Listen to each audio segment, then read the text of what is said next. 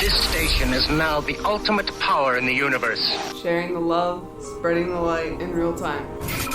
Friday night love stream. Very happy to have a guy we instantly resonated with.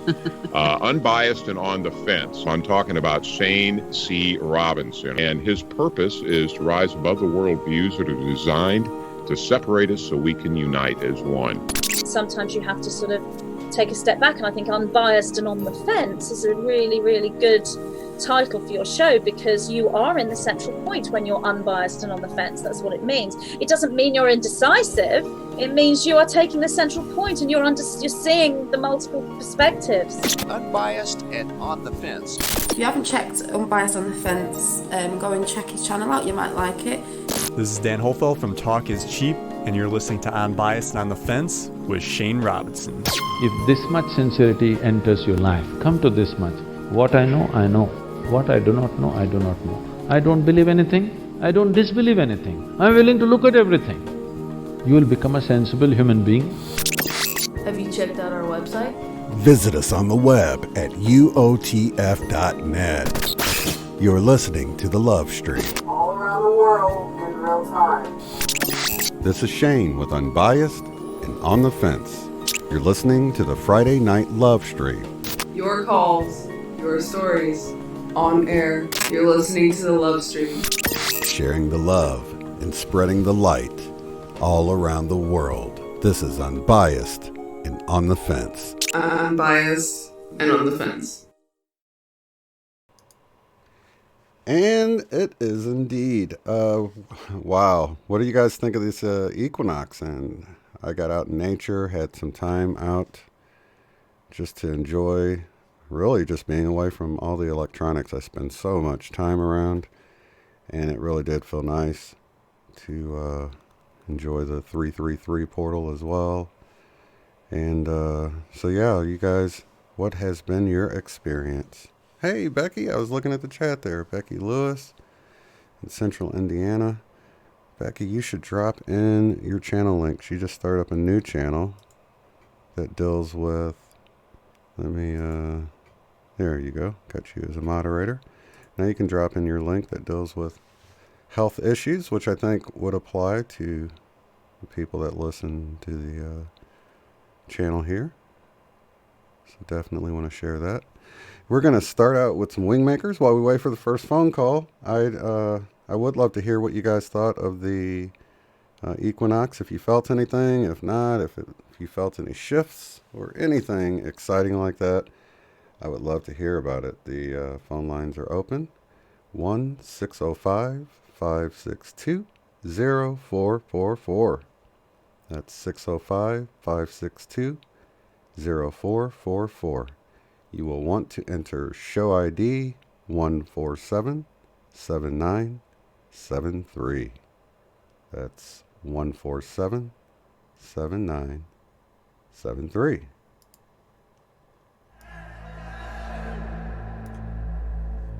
What do?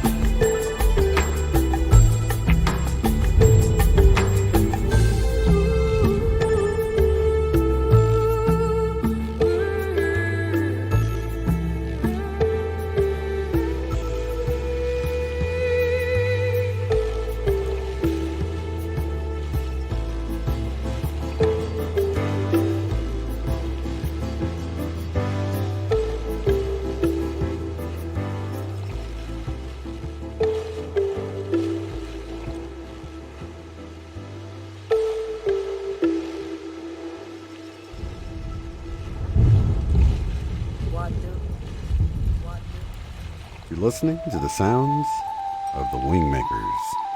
You can find these on YouTube. Just type in WingMakers Music.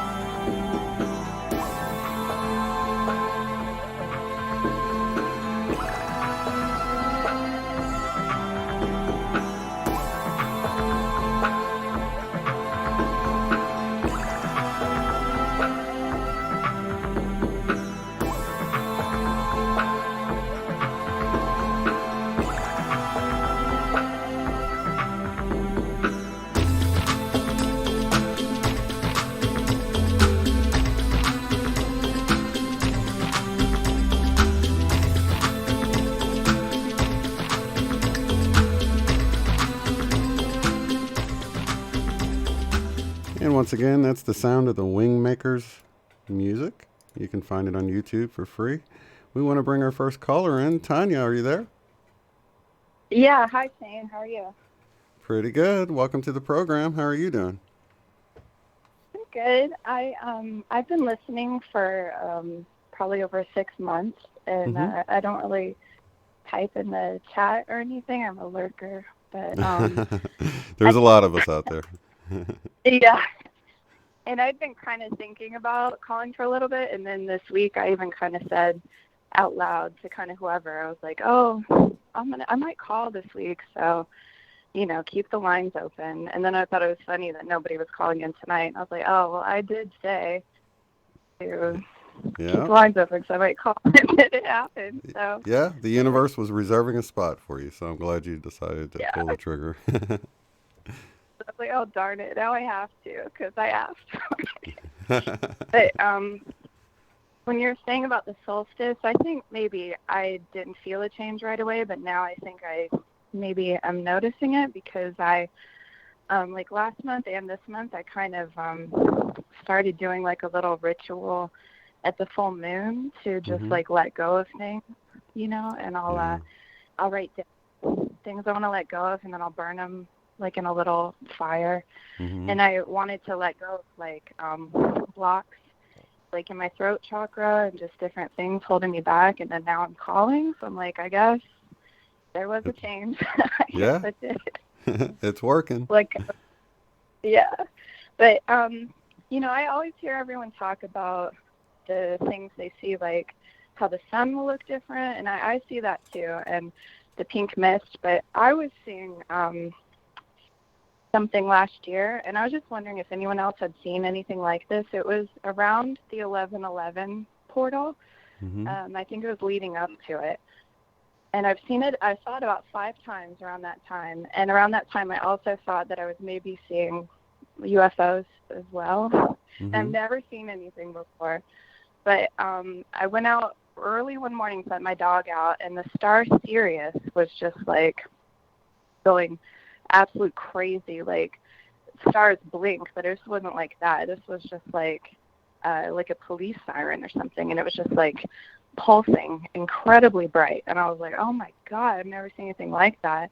And then I saw it about 5 or 6 times around those couple of weeks, and then I looked it up, and somebody had called it like a disco star, and they were saying, oh, it's because of pollution that it looks like this. But I was like, that's just so insane. I've never seen anything like that. And around that same time, Venus looked really extra big and bright to me. And I look at the stars all the time. I know what they look like. You know what I mean? And I was like, how could this be pollution? How could people have seen this? And I've never seen this before. And I look at the stars every night. It just seemed like such a weird thing. And I actually had an intuitive reading at the beginning of this year, and she told me I had jumped timelines recently. That was the first thing she told me. Oh, and really? I didn't know That's if it was related, or I don't know. Have you ever seen anything like that? They called it a disco star, because I looked it up on YouTube, and there is. Yeah, I've seen it look like that before, and I've often wondered, because I've heard that excuse as well, and I'm like, well, they're all the stars, we're viewing them through the same pollution. Why don't they all look like a disco star? But I felt Sirius feel like it's trying to get my attention, so much so that when I downloaded the app, I'm like, what is that? You know, and I looked, and it was Sirius. And isn't that the one that the 3 Orion belt stars point towards? It's like to the left of that? Yeah. Or okay, I thought it was. Orion, and it's in Canis Major, and it's the brightest star, and it's very obvious, like in that one, and yeah, it's pointing to Orion, and I felt like that too, and I saw it happen to a few other stars, but I definitely kind of felt that thing too, of like, I feel like Sirius is kind of trying to, you know, and I don't have anyone that I can really talk to too much about it, and you know, like, yeah, you're in the right group here, though. And a disco star, that's definitely my kind of star. I love the lights and colors and all that. Yeah, party in the sky. But I haven't seen it since then. It was around that 11/11 time. And I also saw things that I know I live across. My dad put the astronauts in the shuttle my whole life growing up, and I grew up across from the shuttle, and I knew about space, and I'm a sci-fi person, and I'm like, I've never even heard of this. This is just so weird that I'd never even heard of it doing that. It struck me as very, I don't know, crazy. Kind of like the Mandela effect. And you're like, what do you mean that you've always heard of this? I've never heard of it. Right, you know right. I mean? Yeah, I'd like to hear more about the UFO sightings or what it looked like to you. Well, I know what like the International Space Station looks like, and I know what like satellites look like, and you can see them, and they're just going in a straight line, and they kind of do at first look like a star because they're about the same size to your eye. I saw about 3 different times about the same time that was going on, where it would be like a star, but it looked a little bit bigger and brighter, and then it would veer off in a way that is not at all a straight line, like at all. And I'm like, it would change direction? Oh, yeah, definitely. Yeah. And I know what the International Space Station looks like. It's nothing like that. First of all, it looked brighter, and they took off in these courses that were not straight lines. And then I would see them at night, and then one of them, though, I saw at twilight, and it looked like it was like going like underneath, like the sun was going down. And just as I got out my phone to take a picture of it, it disappeared. Like, oh. Man, that always happens to me. Or I won't have it with me. I'm like, I cannot believe I came out here without my phone and something cool happened. And I never want to leave to go get it. I'm like, I'll just watch it and enjoy, you know. Yes. And I just thought that was weird. And then I thought it was crazy. I wished that I could go to the thing in Austin. Like, I have family in Austin, and I was like, oh, I wish I could go to that. And I just couldn't make it work. But I was. Yeah.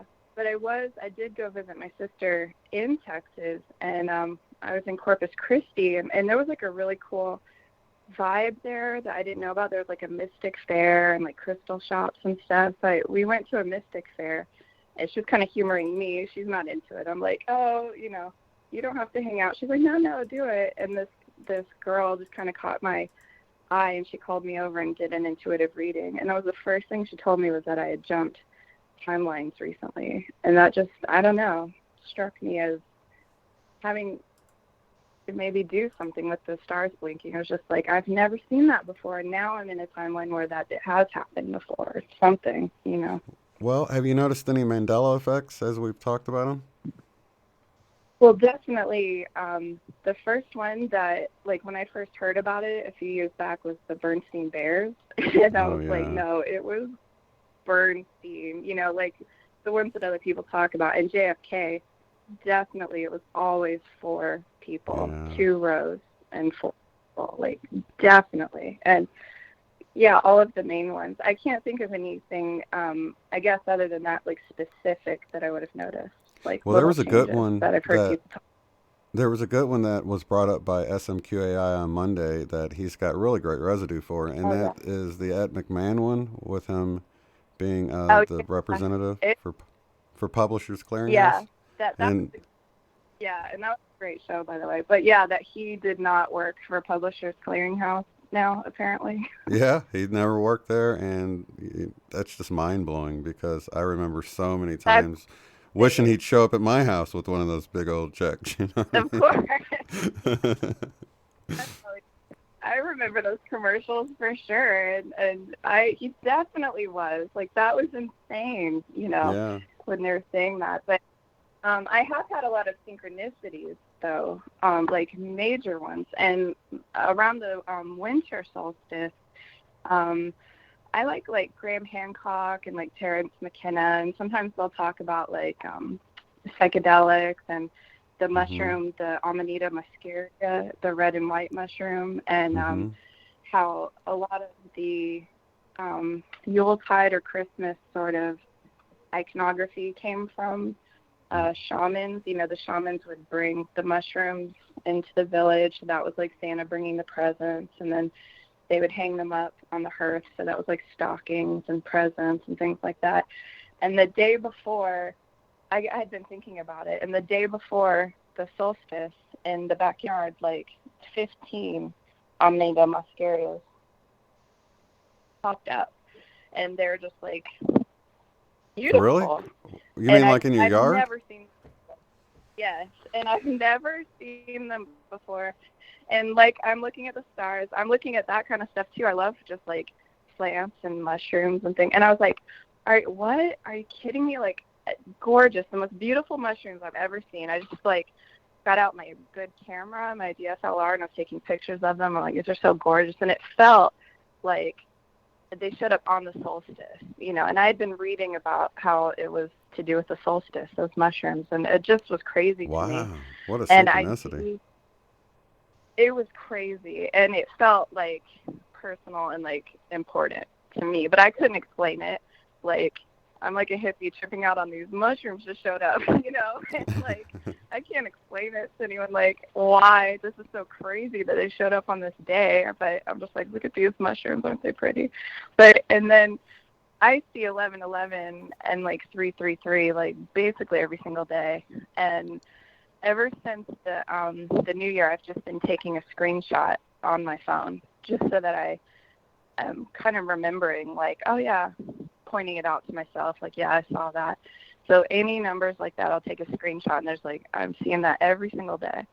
And then the other night, I was listening to a Higher Self video, and she was talking about synchronicities and things. And then my dog wanted to go out, and I went out to walk him. And I've been, I don't know if you listened to the latest Allison Coe video, but it was really good. And she was talking about like centering or grounding to like the center of the earth, and then like kind of opening a funnel above your head to like let in like light codes, you know, downloads. Yeah. And I've been meditating lately, and I've been grounding to the center of the earth, and then I'll picture like the funnel, and then I'll picture like a cord going like to the sun, like to get, you know, that kind of energy downloads. And then when I was walking my dog, the full moon was out, the super moon, and I have always, this is just me, I've never even heard of it. I don't know if anyone else has ever heard of it, but I will always instinctually, I will kind of, I guess you could call it like saluting the moon, my hand, but specifically my middle finger, I'll touch it to where like my, and then I'll just kind of reach my hand out towards the moon. Do that. I've just done it. I've thought about it, like, I know I've done it for at least 10 years. And then I was like, oh, I guess I'm kind of anchoring to the moon. Like, if you're grounding, you know, like you picture a cord going down to the center of the earth, you're grounding to the earth, and then you're thinking about maybe attaching to the sun. And then I'm like, well, yes, I'm my third eye. I'm doing that to the moon. And then I came in, and then I pressed play again on the Higher Self video. And she's like, yeah, so anyway, your the moon is to do with your third eye chakra, blah, blah, blah. And I'm like, what? Like, are you kidding me? Like, I was just doing that myself. And she says the moon has to do with your third eye. I was like, that is awesome. Okay. Right? And then, like I said, like, I like sci-fi shows, so I really liked like Star Trek and everything, but I really liked the X-Files growing up. And I just started rewatching it, like in January. Like, as I'm working on the computer, I'll just watch episodes. I'll just binge it. And then my favorite episode was in the 6th season, and I was kind of waiting to get there. And I finally got there. And my best friend now of 10 years and my friend, my longest friend, like, we met in high school. Me and her started talking about the X-Files. That's how we became friends, and specifically that episode. And the same thing happened with my best friend 10 years ago. And we started talking like, hey, what do you like? We started talking about X-Files in that episode. So there's this weird connection between the three of us with that episode. And then as I watched that episode, the next day, I randomly was looking at something online and found out that it had premiered 20 years ago that day. Oh, my God. Another crazy synchronicity. What? Isn't it? And I can't, like, you know, my family isn't, you know, awake, and I'm like, I can't explain. Like, I kind of told them, they're like, oh, yeah, that's weird. I'm like, yeah, but it's really weird. And, like, to add it all these other, you know, just constantly, like, the mushrooms and the numbers, and then that, and then the third eye thing, just so many just off the charts. Does it make you feel like everything is really gosh, my internet connection's really bad. Sorry if I'm cutting you off. It's kind of cutting you out a little bit. I'm wondering if it's giving you a feeling of things being orchestrated, like on a higher level, when you see so many things line up in impossible ways that it's like, how could that possibly have happened just like that? Because it's not just simple accidental coincidence type things happening, Yeah. And no, I definitely don't think it's just accidental. And I think, how they say that, like, your higher self can, I guess, orchestrate things, around you to kind of send you messages. It's kind of how I've been thinking about it. Because I definitely feel totally full on, like, awake mentally. I feel like I really want their vibration, and I'm all of it. But at the same time, physically, I don't feel like I'm going forward. In my life, I kind of feel stuck a little bit, and I know that it's because I'm not physically in a place that I want to be. I'm not in a job I want to be in. I'm having to stay with my parents, which I'm not thrilled about, and there's a dense energy, kind of weighing me down. So I don't know if maybe they're just kind of saying, you are going to be where you want to be, just kind of stick with it. Like, because I've always had trouble with, if I'm feeling stuck and I'm not happy, and they always say, you're exactly where you need to be right now. And I'm like, what? Really? Yeah. Yeah, and it's not always the most pleasant of places. You're like, what the heck? Yeah, right. It's like, okay, what lesson do I need to learn so I can move forward, Exactly, and that's kind of where I am. I'm like, well, I feel like I'm mentally there, so why am I not, moving forward? And maybe it's just kind of signs of, like, you really are kind of where you need to be. Just chill out and, stick with it. I don't know. Well, where's your heart at? Do you have anything that you really love doing that you would do for free if you didn't have to worry about bills and stuff? Well, I've been working on, like, I have a little Etsy shop, and I'm working on, like, coloring books. So, like, I want to do, like, I'm really, really, really super good with kids, and I'm super close to my nieces and nephews, and that is kind of why I came back home, and that I realized is why I stayed here, was because I'm so close with them. And I definitely want to do, I've had an idea of, like, they have these art centers, where you can go paint your own pottery, or, just, they have different ones, like painting and painting your own pottery are the ones I can think about. But I had thought a couple months ago, I was like, wow, I could do one, because I went to the Savannah College of Art and Design, and I'm not great at any one thing, but I'm good at a lot of different things. That sounds and like I was me. thinking I could, right? Jack of all trades, but master of none. Yes, exactly. I was like, I could open a place that would be painting, like traditional painting, teaching kids how to do that, but also DIYs, crafts, also the digital stuff like Adobe and Illustrator, Photoshop that I do. No one's going to teach them that stuff. And it could just be kind of like, I guess, like an arts and crafts center for kids, just like a place where they could have attention focused on them and being creative. Kind of like an art teacher, I guess, but just on my own terms. So I do actually want to work towards that. I just don't need money at the moment, but I'm not, giving up on that idea.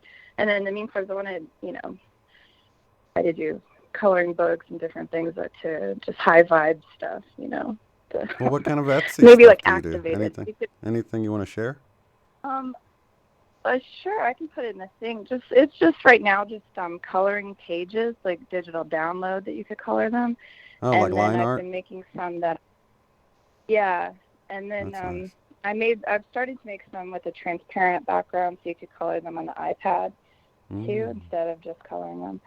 But I want to do like coloring books and stickers and just all kinds of stuff. But I think I have a block of, like, somehow I don't think I'm good enough at it, so I don't. I don't move forward with it, which is not great, because other people look at it and like, oh, these are so good, and I don't know. I haven't moved forward as much with that as I want to. But I can see it so clearly in my head, Oh, I totally get it. That thing of, just kind of being stuck. But part of it, too, that intuitive reading that I had in Texas, she said, you were persecuted in a past life, basically probably for like being a witch, because she saw a witch and she saw Egyptian priestess and she saw different things. And she said you were persecuted for that and playing that out still. And she said, but you're in this life. And I'm like, wow, that's pretty right on. Wow. So it's like I'm still playing out like that I couldn't be free about spiritual ideas or things. I couldn't speak my piece. And now I don't speak my piece.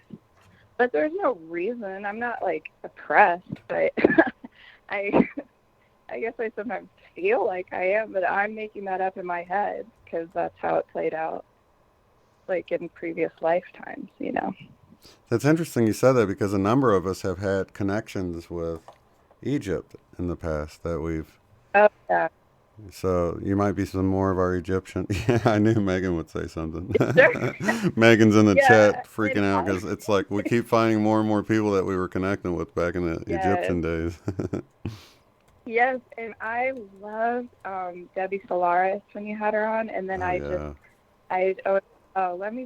listened to every single video that she has on her channel, and then I went and found her like radio show.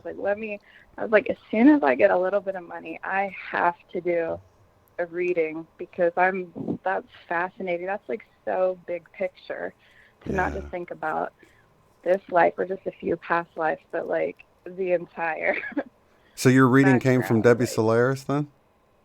No, but it was somebody else.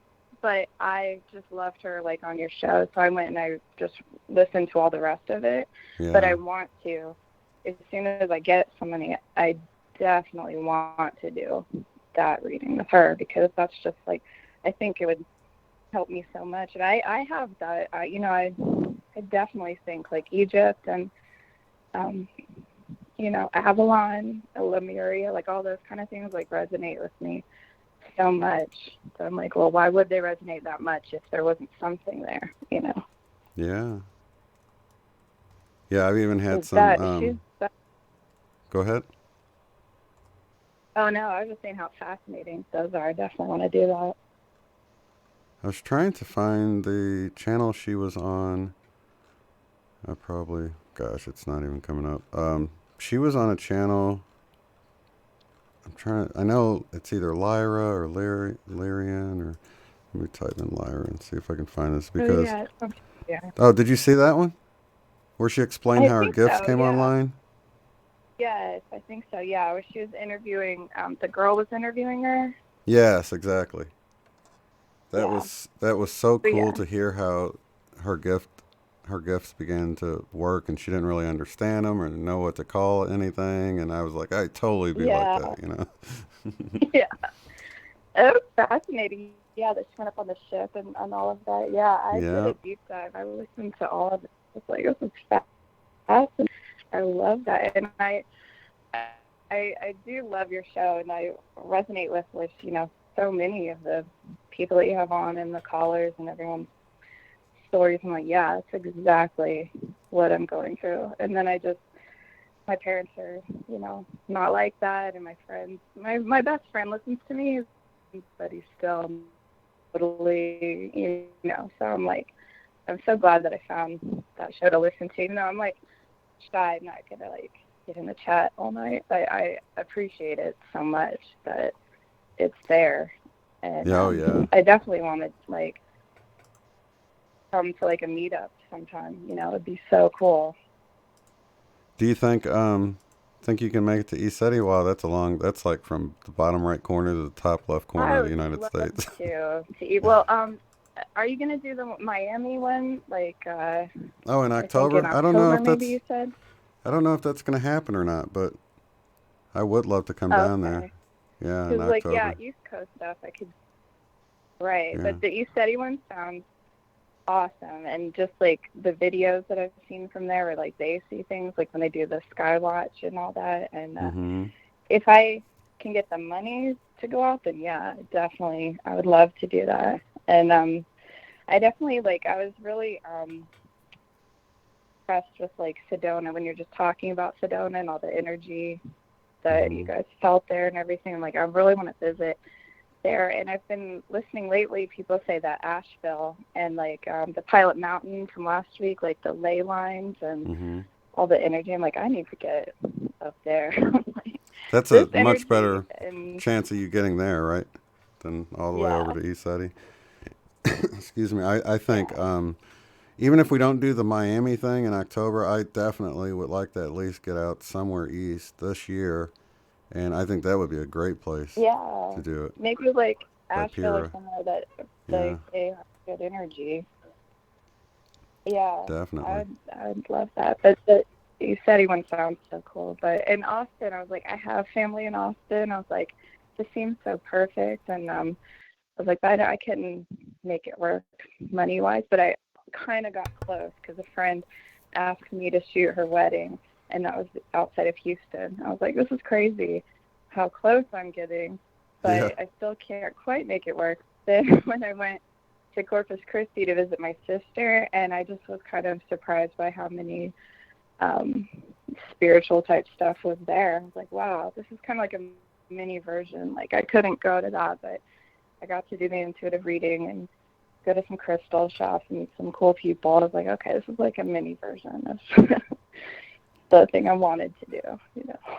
Yeah. Well, I was waiting to see if my taxes would come back so I could go to Sedona for my birthday here in a week, and they just came in. I was like, oh, thank goodness, I get to finally go. So I'm excited. I get to go to Sedona next week is the plan anyway. So we'll see what happens with that and absorb some of these spring energies out there in some of these vortex places. I'm going to go to all of them this time. I kind of got busy with the conference and didn't get to visit all the places I wanted to visit last time. So we'll try it again.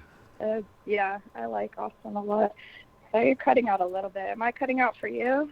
No, I saw my red light come on, so I think it just cut out for you, but not for the listener, so I apologize. But yeah, I'm going to try to make it out to Sedona next weekend. That's the plan. Yeah. Very cool. I'd love to go to that. But I just, I think it's so cool, the show that you do, and that how many people are on the same wavelength, and that even if you don't see them. So really, you've got your friend that you can talk to, but none of your family, really? Yeah. Well, my stepmom a little bit, but not quite as much. Like, it's definitely not like, sorry, my dog is barking.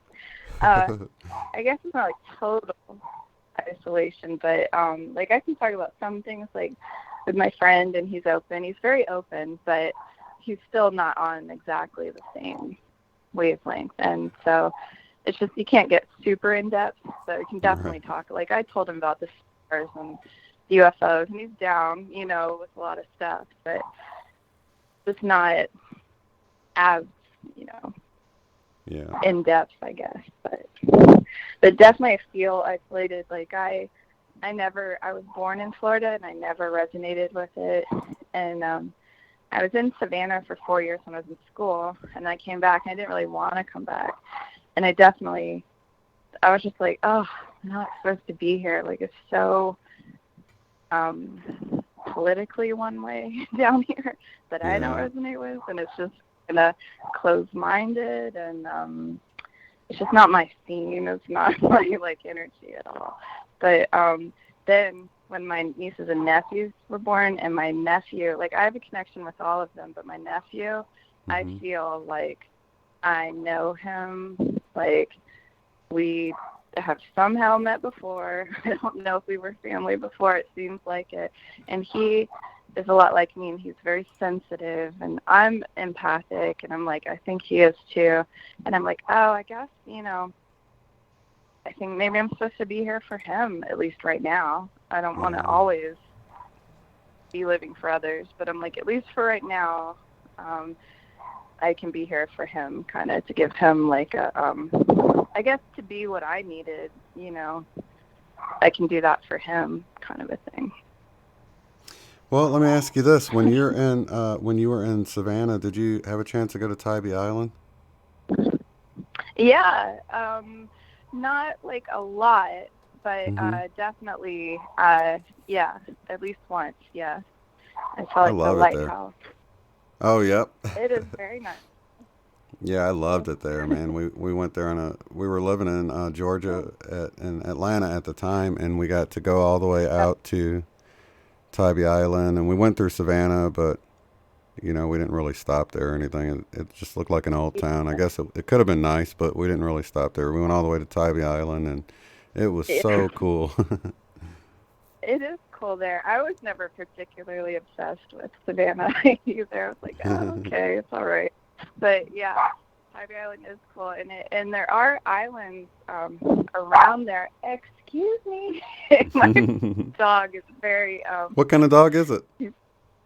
He's a Yorkshire Terrier. He's Aww. 10 years old this week, and he's like a crazy werewolf. He's very angry. He has a lot of little gremlin. Very greedy. Yeah, and he thinks that he has to protect me from the world. Like everyone, children, old people, everyone wants to kill me. And when we were in Savannah, the UPS guy would drive by every day, and he hated him. He was just like, he hated that truck. And then one time he came back to my parents, and I was a delivery UPS, and he was like, my mortal enemy, how did he find me here? How did he track me down? He's a very angry little person. Go to bed. Go to bed. But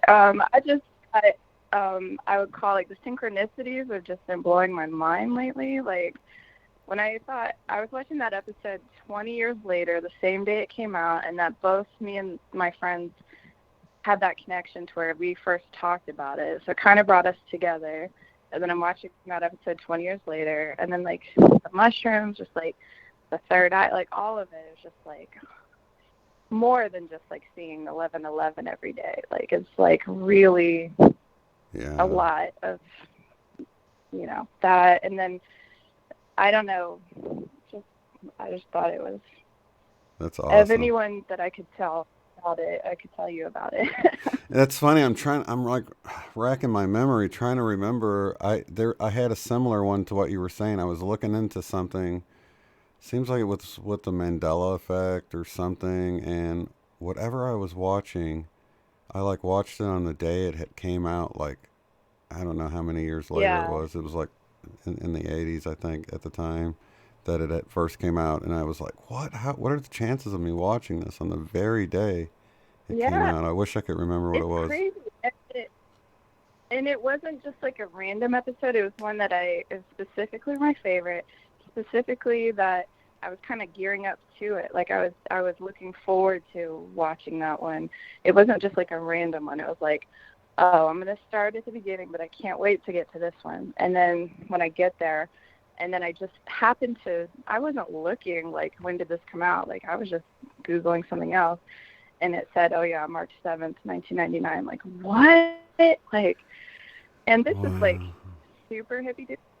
But I was like, you know what? I'm really a deep thinker. I think about, why does things like this happen? Why do things come back to me at this time? Like, I love the X-Files, but I super got into it again when I was rewatching it. And I was like, well, when did I like it?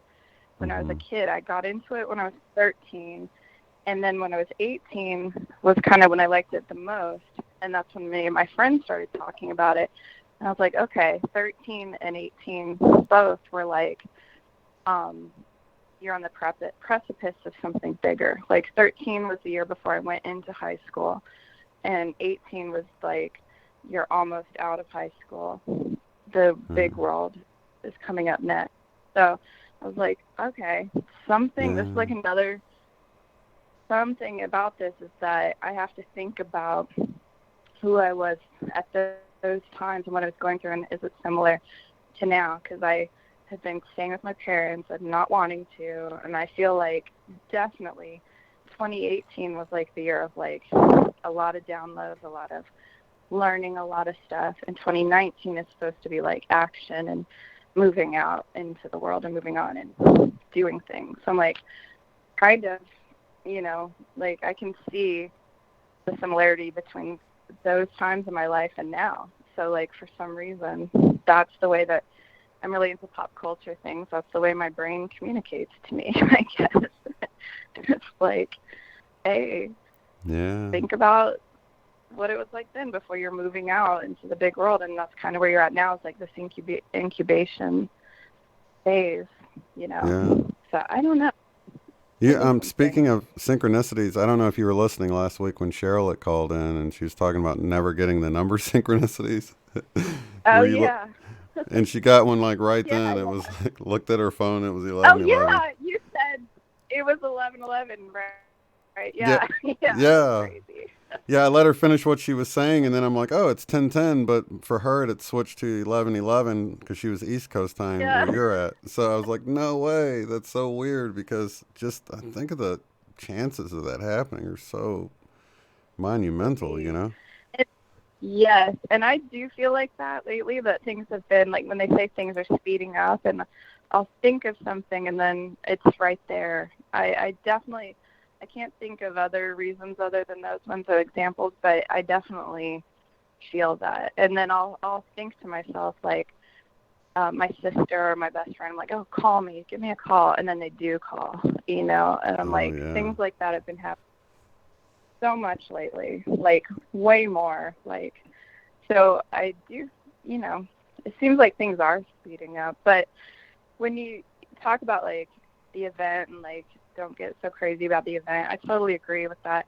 And I think that things do happen in waves. And I listened to Aluna Ash, and you know, she's saying some people felt things last year and maybe they're going to feel them this year. And then I think about where I'm at and how the people around me are super, they wouldn't be ready for some crazy big spiritual event right now. You know what I mean? So I'm like, I think things happen in waves, and I'm seeing stuff that maybe they'll see later. You know what I mean? Yeah. I think people just do miss them too, because even last night, you know, we were standing outside the store, and I asked my wife, who doesn't see synchronicities that much, you know, but I'm like, hey, what time is it? Because I saw her look at her clock, you know, and she's like 11:11, and then like I could see it like hit her, you know, and I'm like, wait a minute, you didn't notice it was 11:11 until I asked? And she was like, no. So it's right there, and we just don't notice sometimes. Yeah.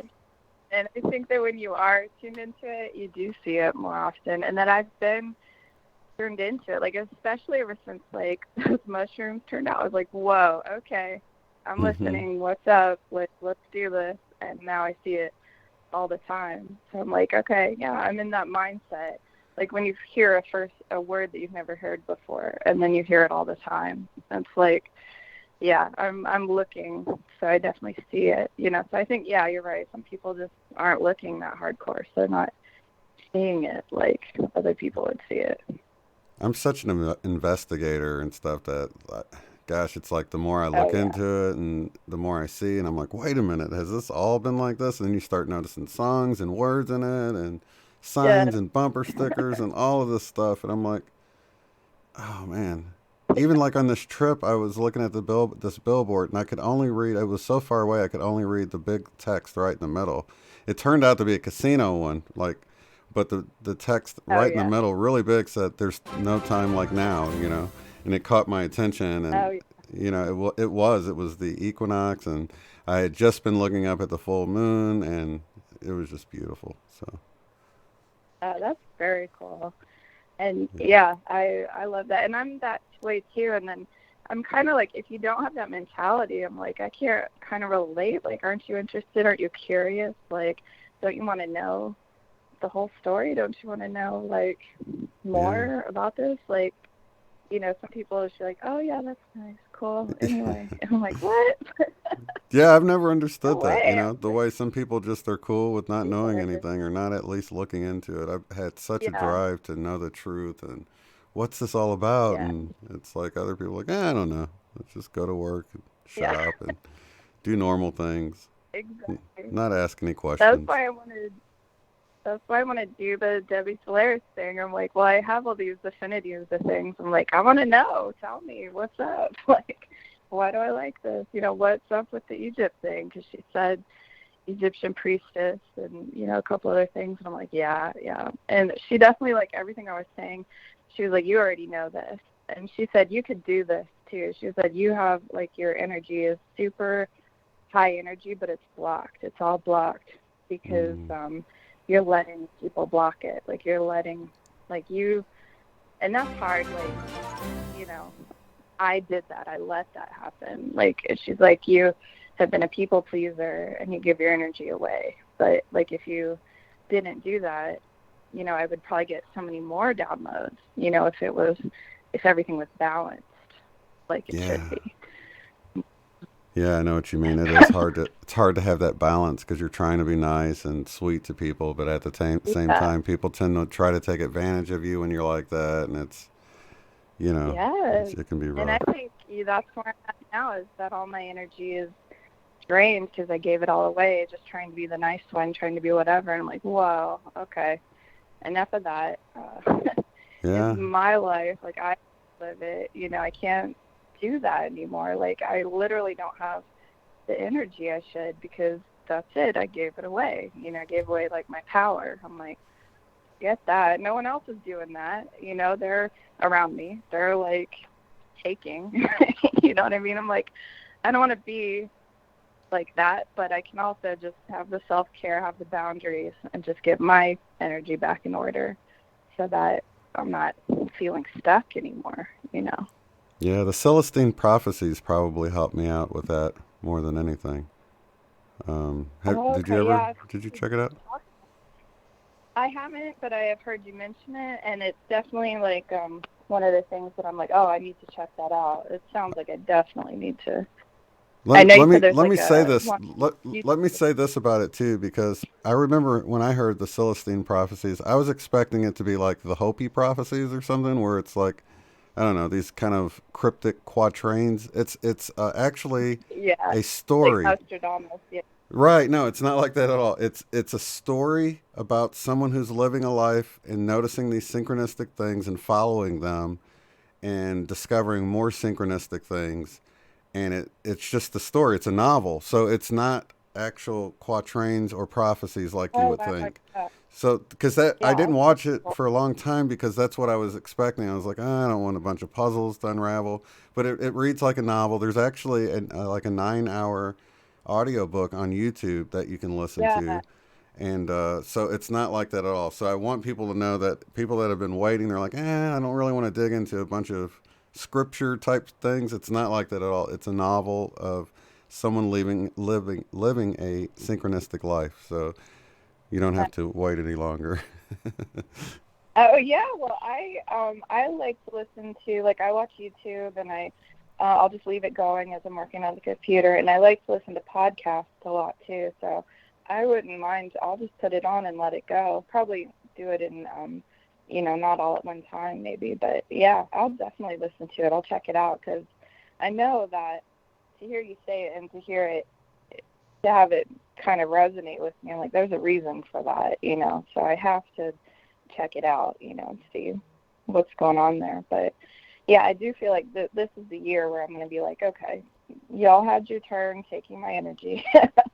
I'm not where I want to be, so let's focus only on me, and you guys, maybe I'm not going to do everything you want me to do, but you can deal with that and let me do what I need to do. Because really, people too, I think they sometimes subconsciously will take your energy. They don't even realize that they're doing it, and they wouldn't want you to be stuck and not be happy. They would want you to be happy. So even if they're not happy right away, like if you say no, eventually they would be happy because you would be doing your own thing. and being your own person, you know.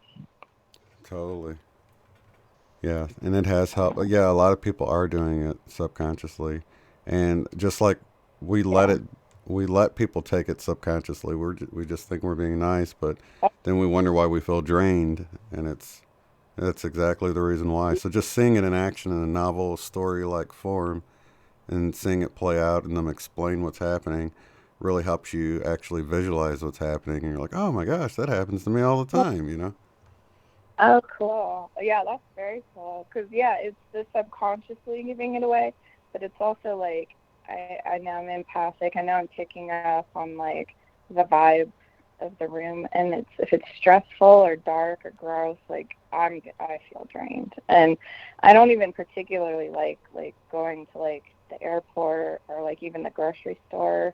I try to get in and get out because people are stressed out. And I'm like, oh, I'm absorbing, I'm feeling all this. So I'm like, oh, let me just get away, you know. So it's like the combination for me, I think, of those two things. So just like, I don't even consciously realizing that I'm letting this stuff get to me, affect me. And even the other day when I went into the grocery store, I said mentally to myself, I was like picturing like shielding, like psychic shielding. And I said, like, the energy here does not affect me. Like, I said that to myself. And then I was fine. Like, when I was there, I was, like, making a conscious effort of, like, no, I'm not going to let it bother me, you know? Yeah, and I think a lot of people don't realize that we give our power away to those things when we focus on it and feel like, oh, my gosh, it's going to get me, like the whole 5G thing and all that. I don't think it's sticking your head and saying, I think it's really taking your sovereign authority over it and saying, no, it's not going to affect me, you know? Yeah, I agree. And that's like, I think that's my main thing is like focus. I just sort of have a problem focusing, but I think this is the year where I have to be like, okay, you have to try at it. You have to focus and think about getting your mental and energetic self straight so that you can go on and do other productive things. Like, I have to focus on, like, don't let things get to me, just let me do me and just let them do them and it'll all work out. Definitely. Do you often wonder how, like, does it seem like you ended up where you are right now through divine guidance or whatever when you look back on it? Yeah, it didn't until, like, my nephew, until we started, you know, I just noticed myself in him and how his mom doesn't really get him on that level as far as, like, she's very harsh on him, kind of, in a way, and doesn't understand because she's not highly sensitive.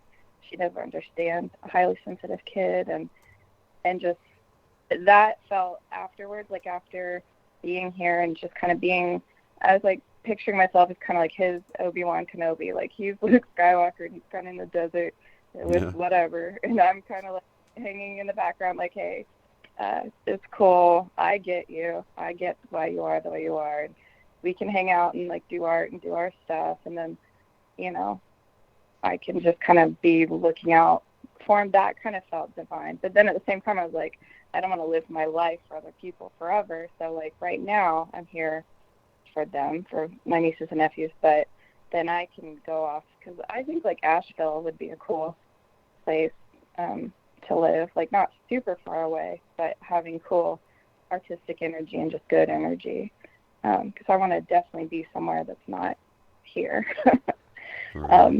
Eventually, but it did feel divine, like, after, like, I kind of put the pieces together, like, oh, maybe, you know, we're so focused on what our thing, like, our lives, and I'm like, sometimes you are meant to be in a certain place for someone else. You're meant to help someone else, and you do inspire other people and help them in ways that you don't even realize, because you're just thinking about yourself, you know what I mean? So I'm like, oh, I guess I'm supposed to be here.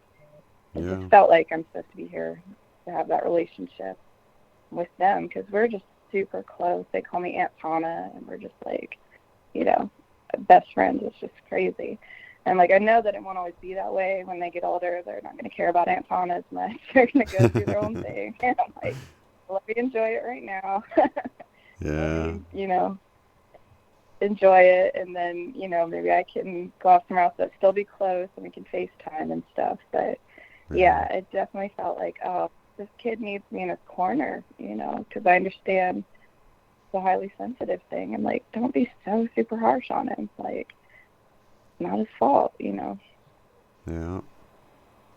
Yeah, I've mellowed out a lot as a dad and stuff too, and we make a lot of mistakes with our first kids, and my dad did the same thing. He, like, things that I would get spankings for, he'd like make no big deal about with my kids when they were around and stuff, and I'm like, wow, he sure has changed, you know what I mean? And even with me, I was the youngest, and my oldest brother, he was 9 years older than me, he would always be like, man, you get it so easy, you have no idea what the hell I went through as a kid and stuff. So like, they were just learning on you, man. They figured it out now. Exactly, that's how it goes. But like, I never like wanted kids, but I'm super good with them. Like, not even the ones I'm related to, like, just they come up to me, like, they can sense that they can just come up to me and we'll just start talking. Like, their friends will just start talking to me, like, if I'm over there, and I just have conversations, I can speak to them on their level, kind of a thing. And my best friend's niece, I'm very close with her, so I'm like, if I was a mom, I couldn't be like that. I couldn't be the fun aunt giving 100% of my attention to them, because you have to sort of tune out and take care of the big picture and do everything if you're the mom. But I'm like, some people were born to be a mom. I'm like, I was born to be an aunt. I'm like the Mary Poppins of aunts. I'm like, I've got this. Like, I wish I could monetize it, but that's kind of why I think like an art center for kids would be the only way to monetize being Aunt Tana, because we do DIYs and crafts and stuff. I'm like, if I had a place where I could do it, with kids, and just give them one-on-one attention and just whatever they want to work on, or like different things, and have experts come in and do like a sewing class, do a jewelry class, different things like that. I just think it would be, I'm like, that kind of makes sense. It's all the things that I've been good at that I could actually put together and do, kind of makes sense. So I don't know, we'll see. Well, whatever inspires you, Yeah. Just go where your heart leads you. Exactly. And that's what I'm definitely trying to do, is just be, try to meditate, try to listen. And I do hear my higher self sometimes. Like, I know I can hear it. It speaks differently, like, than I would talk sometimes. Like, I'll be thinking or meditating, and it said, like, be unafraid, young one. And I'm like, I wouldn't say that in that way, And I wouldn't call myself young one, I'm like, okay, that's cool. And then I'll write it down, and I do listen. I'm like, okay, I'm listening. And I'll say, like, I'm listening, like, show up, and I'll try to see what's going on, because I definitely want to be part of, just raising the vibration in your own little way, whatever you can, even if it's just one person, just doing something. I don't know, maybe like as an art tutor or art classes or something. Yeah. Kind of like to have a music tutor to teach like, you piano, or teacher, I guess. So yeah, I could look into it. Yeah, because I'm thinking about like maybe getting into like substitute teaching. And then I found a posting that was like at a Montessori school, and it was for an art teacher, and it was like, you have to be good at computers and graphics, which I am, and you must be good at clay. And I'm like, I took clay in high school and in college. Like, I am good at all that. I'm like, wow, okay, those are all like my things that I do love. Like, okay, maybe there is positions, just not right here, somewhere that would be perfect, to do all those things. So I definitely need to just get a little money and just figure out, which one would stick. But yeah, some reason, I guess I do feel like I'm supposed to be here right now, but it's frustrating when you're not where you want to be. And then you see these things, it's like on Instagram or YouTube, and it's like, you're exactly where you need to be. You're doing it already. And I'm like, what? Really? Okay. Well, Mel is saying that hopefully we won't have to make money much longer, and you can just do the skills that will benefit humanity, and instead of having to try to do the business portion of it. But what I was thinking is, as our get-togethers get bigger and bigger, and people start wanting to bring their kids and grandkids, you could have like these little art arts and crafts Sure. things, you know? That would be so fun for the kids. Yeah, I love that idea. And there's something, you know, it's like their imagination. It's like their true self coming through, and like they're making stuff, and it's just like, for some reason, yeah, that's what I'm supposed to be doing. But I agree, and I've thought quite often, like, I'm not an alpha aggressive person. I'm not very pragmatic at all with like money. I'm very much like empathic nurturer, and I'm like, you know what though, society now does not put value on my traits, how I am. You're supposed to just like be ruthless, go out, make money, have the kids in a big house, and just all this stuff that I'm not good at.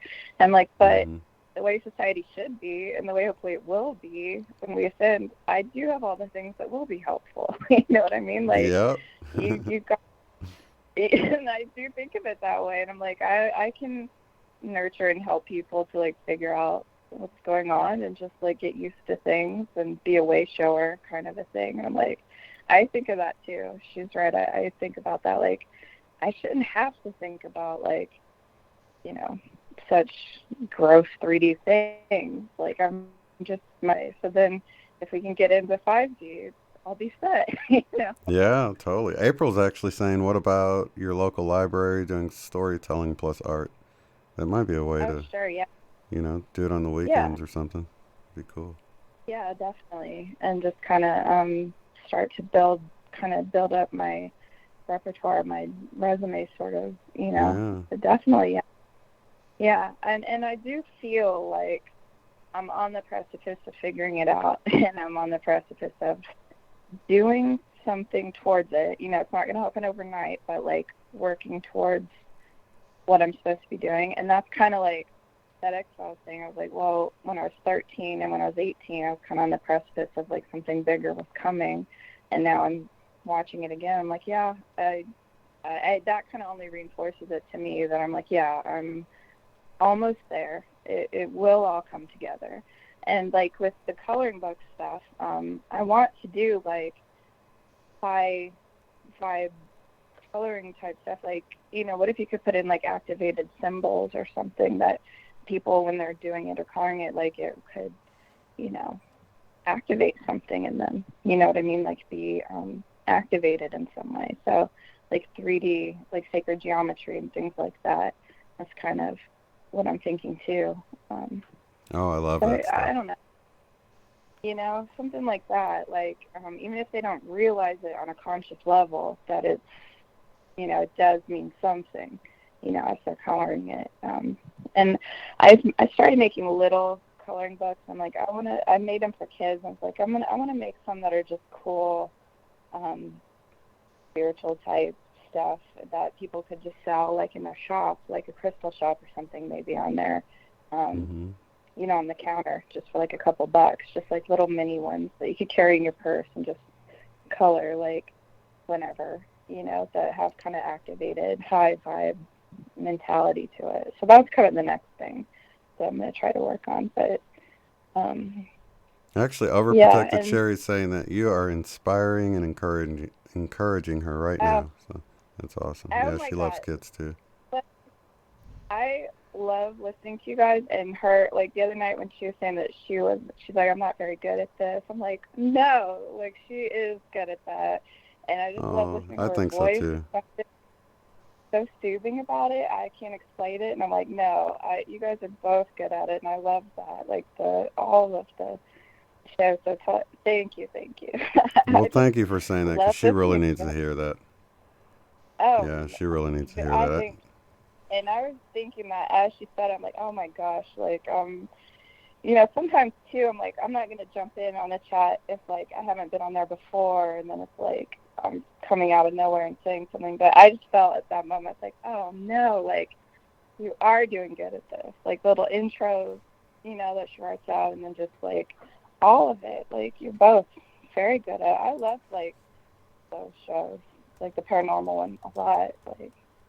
Is very good at it. Yeah, she started talking about all the people that she's booked on this other show and all of these different things. I'm like, oh, this is so interesting. We should have some of these people on. And I'm so glad she decided to do it. I kept twisting her arm about it, and she finally decided to come on board. So, and I think she does great. So it's super cool. Oh, I do too. And the one the other night, and he was really cool. And then I went and subscribed to his show, and then all the stuff about the Monroe Institute and all those different focuses and all that. That was just really interesting. I like that.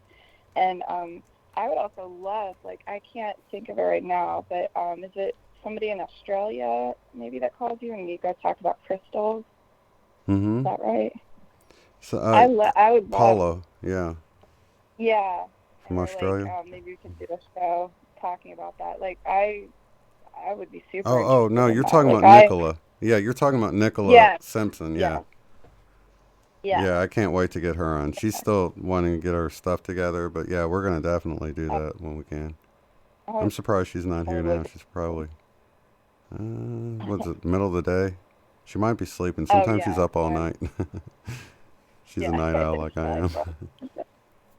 But I love all that, like the crystals and the sacred geometry and just all of that stuff. I find that very interesting, and so I like all that. And the haunted doll one too. Like, me and my friend have a thing where we laugh about.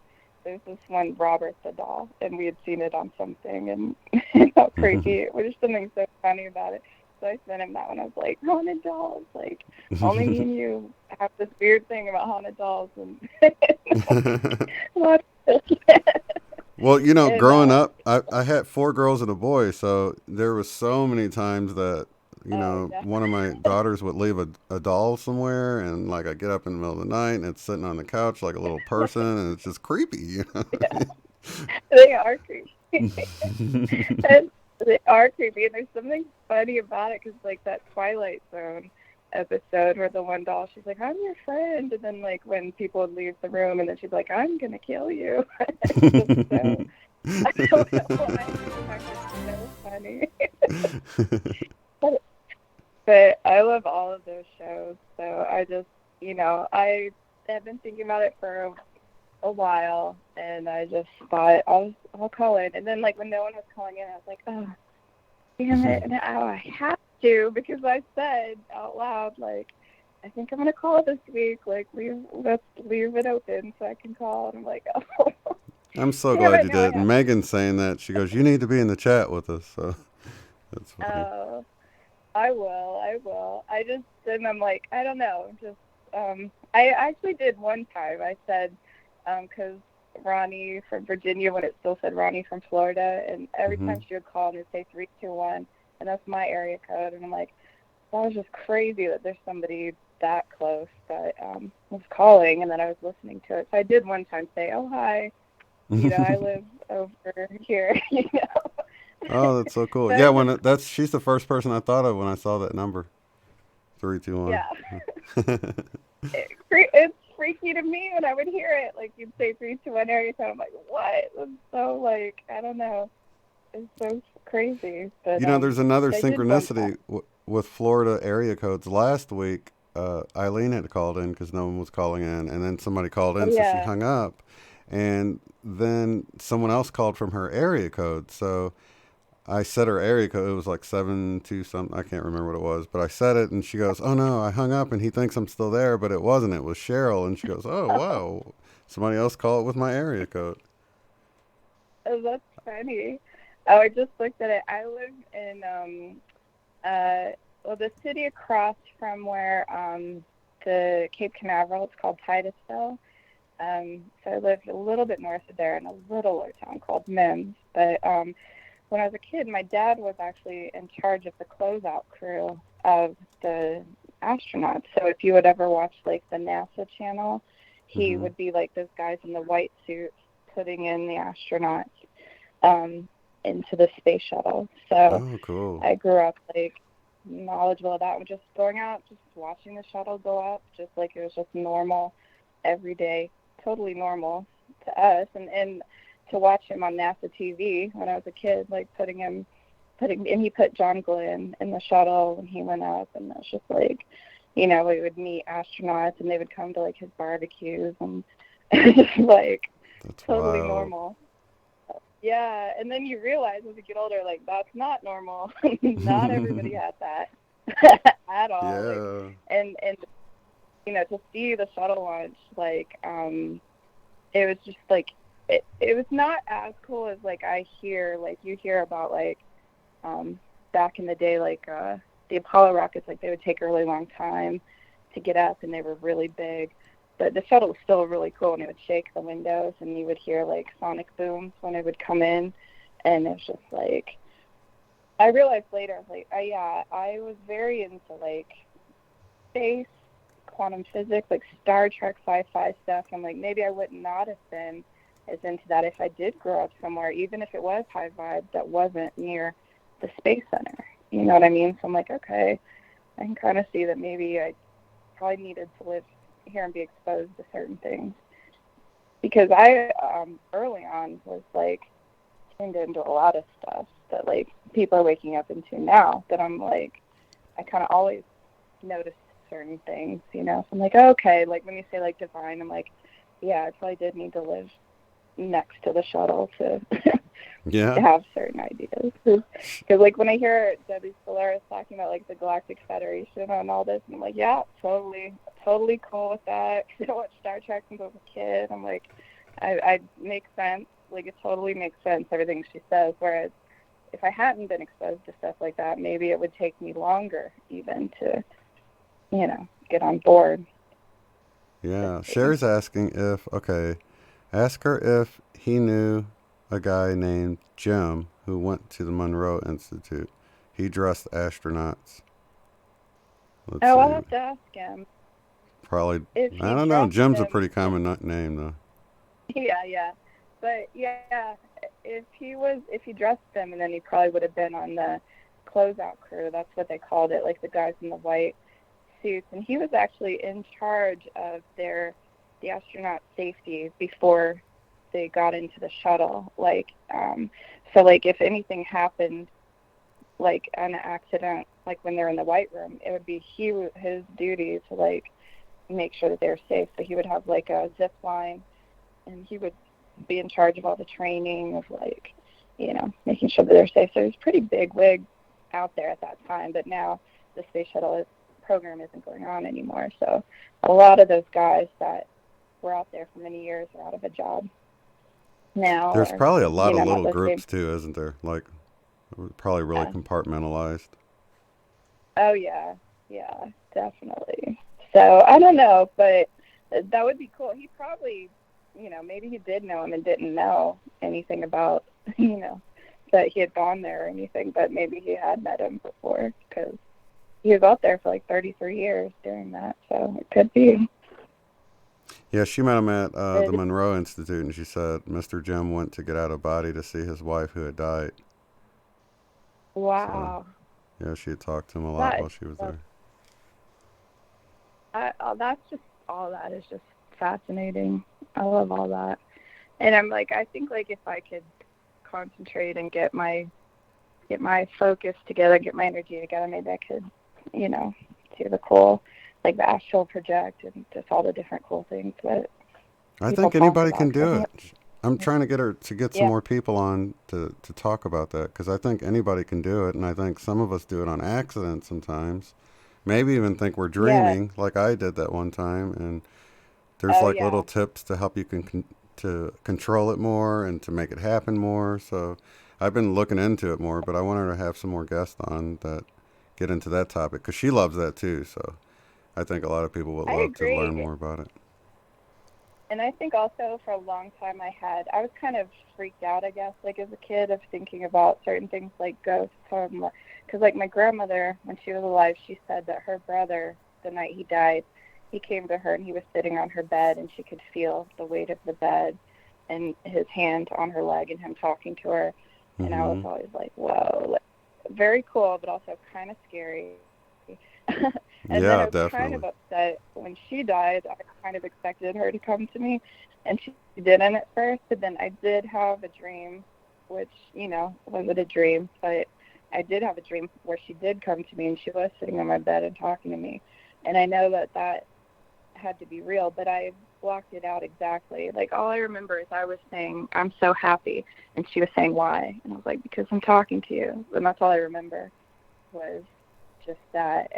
But I think I had a resistance to certain things. Like, even when I was in Savannah, like, Savannah is kind of spooky and kind of ghost stuff. It does seem like that, and, yeah, and they have, like, haunted graveyard tours and all the buildings are supposed to be haunted and stuff. And I was getting ready. My shower was going. I was going to take a shower, and I threw my cell phone on the bed, and it was in the middle of the bed, and then I heard a thump, and it had fallen onto the floor. And it was not on the side of the bed. It was in the middle of the bed. And I was just like, no, that didn't happen. Like, I'm not messing with the ghost. Oh my God. That's freaking me out. So then I never saw anything else happen again. So I was like, I think I've had a resistance. Like, I was kind of afraid of certain things. So maybe that's why I haven't had as many experiences with different things. But now I'm definitely more open. So I'm like, okay, let's play. Let's see what's going on. But yeah, I think you're right that, when people, like, I listen to Aluna Ash and, like, Abe Delmar, I don't know if you know that one. Her name's Jessica, but she channels Abraham. It's a really good channel. And I don't know about that one.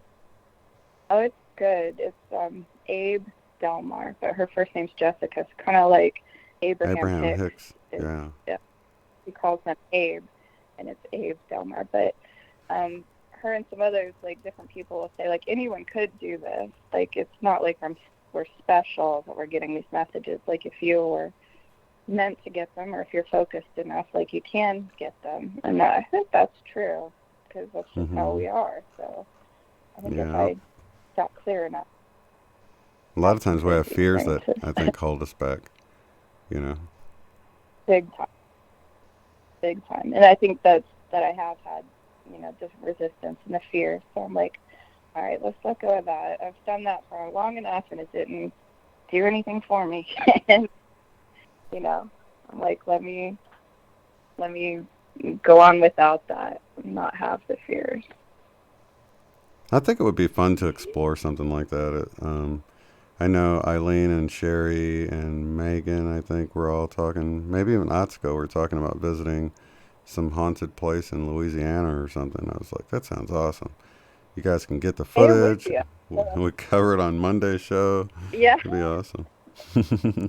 It would be awesome. And I'm open to that now. I'm like, I would go into, like, a haunted house. I'm like, that's cool. But, like, I think it would be fun to do it in a group, more than, like, having an experience by yourself sometimes. I'm like, okay, if I'm with a group, I could do that. But certain things have scared me. Like, before my grandmother died, I actually had a vision, or I guess you could call it a dream, but it was like, to me, it looked like Anubis.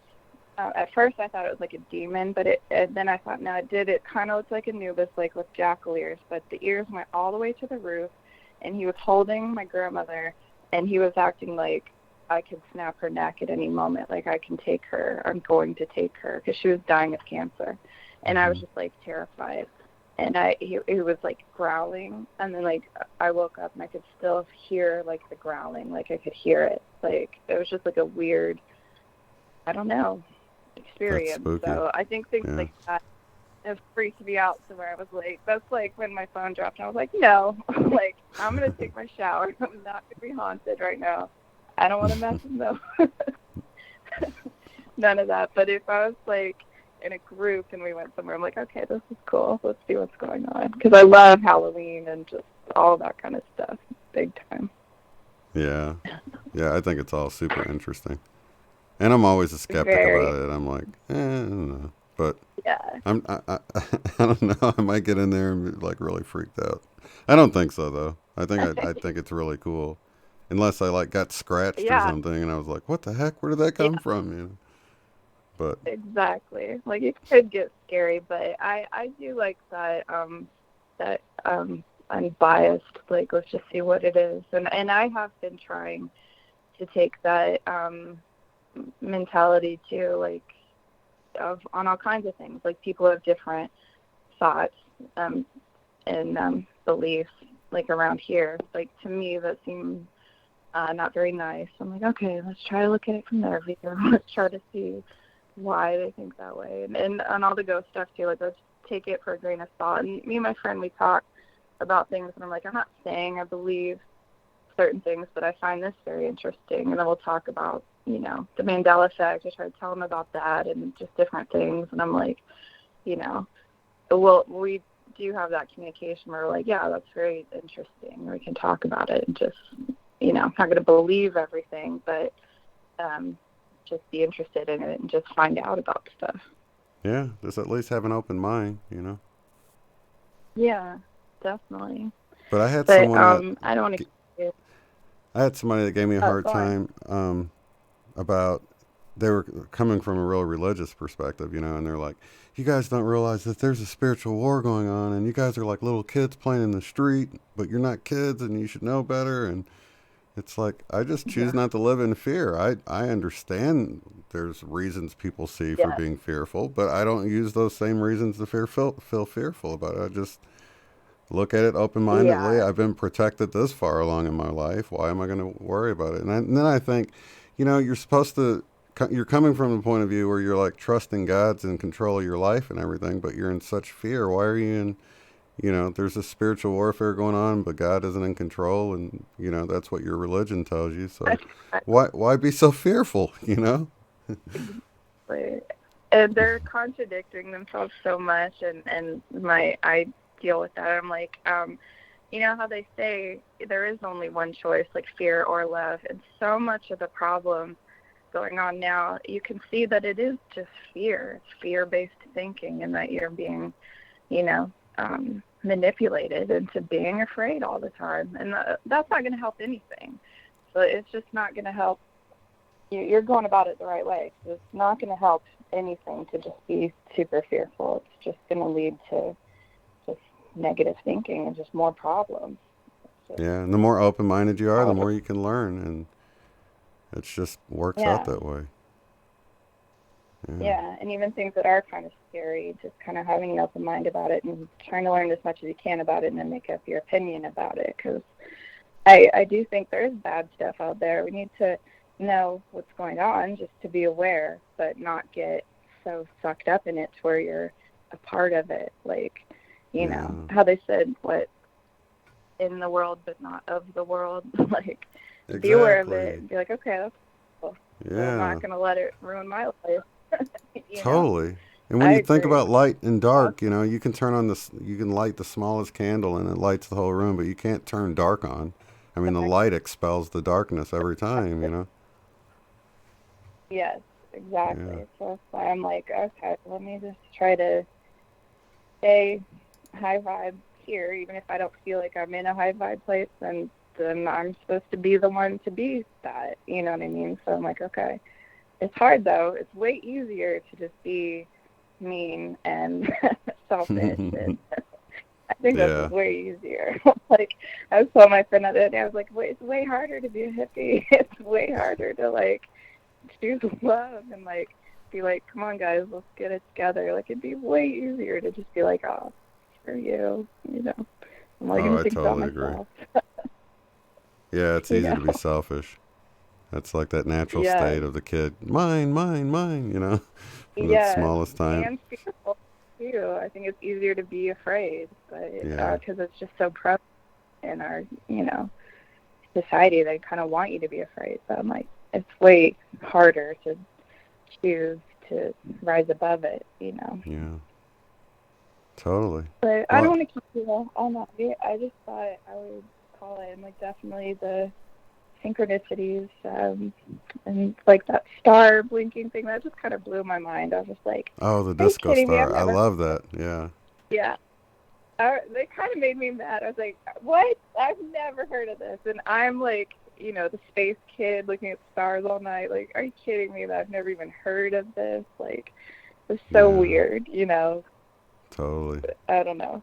Well, I really appreciate you coming out from the lurking corners of the chat and of the channel and finally talking. And it sounds like your throat chakra's opening up nicely. I mean, we had a wonderful discussion, and hop in the chat sometime, you know. I will. Now everybody knows you. Night, but Now you'll be like Yeah, the superstar if you say hello. Now I won't feel weird. Very good. Well, thank you so much, and hi to everyone in the chat, and you have a good night. All right, you too. Thanks a lot. Lots of love to you. Okay. Bye. Bye-bye. You too. Thanks.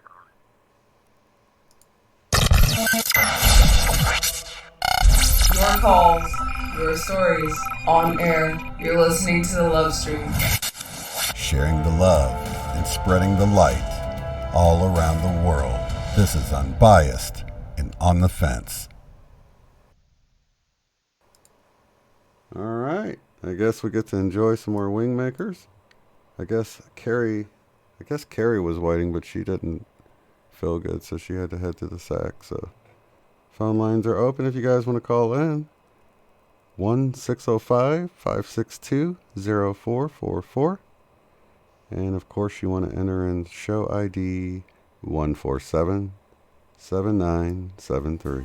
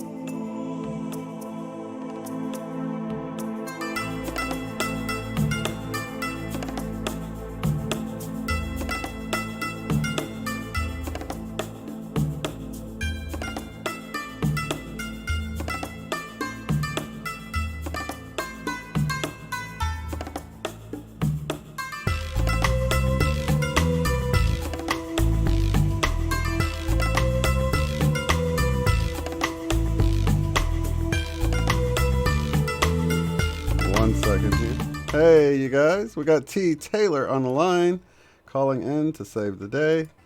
T, what is up with these energies?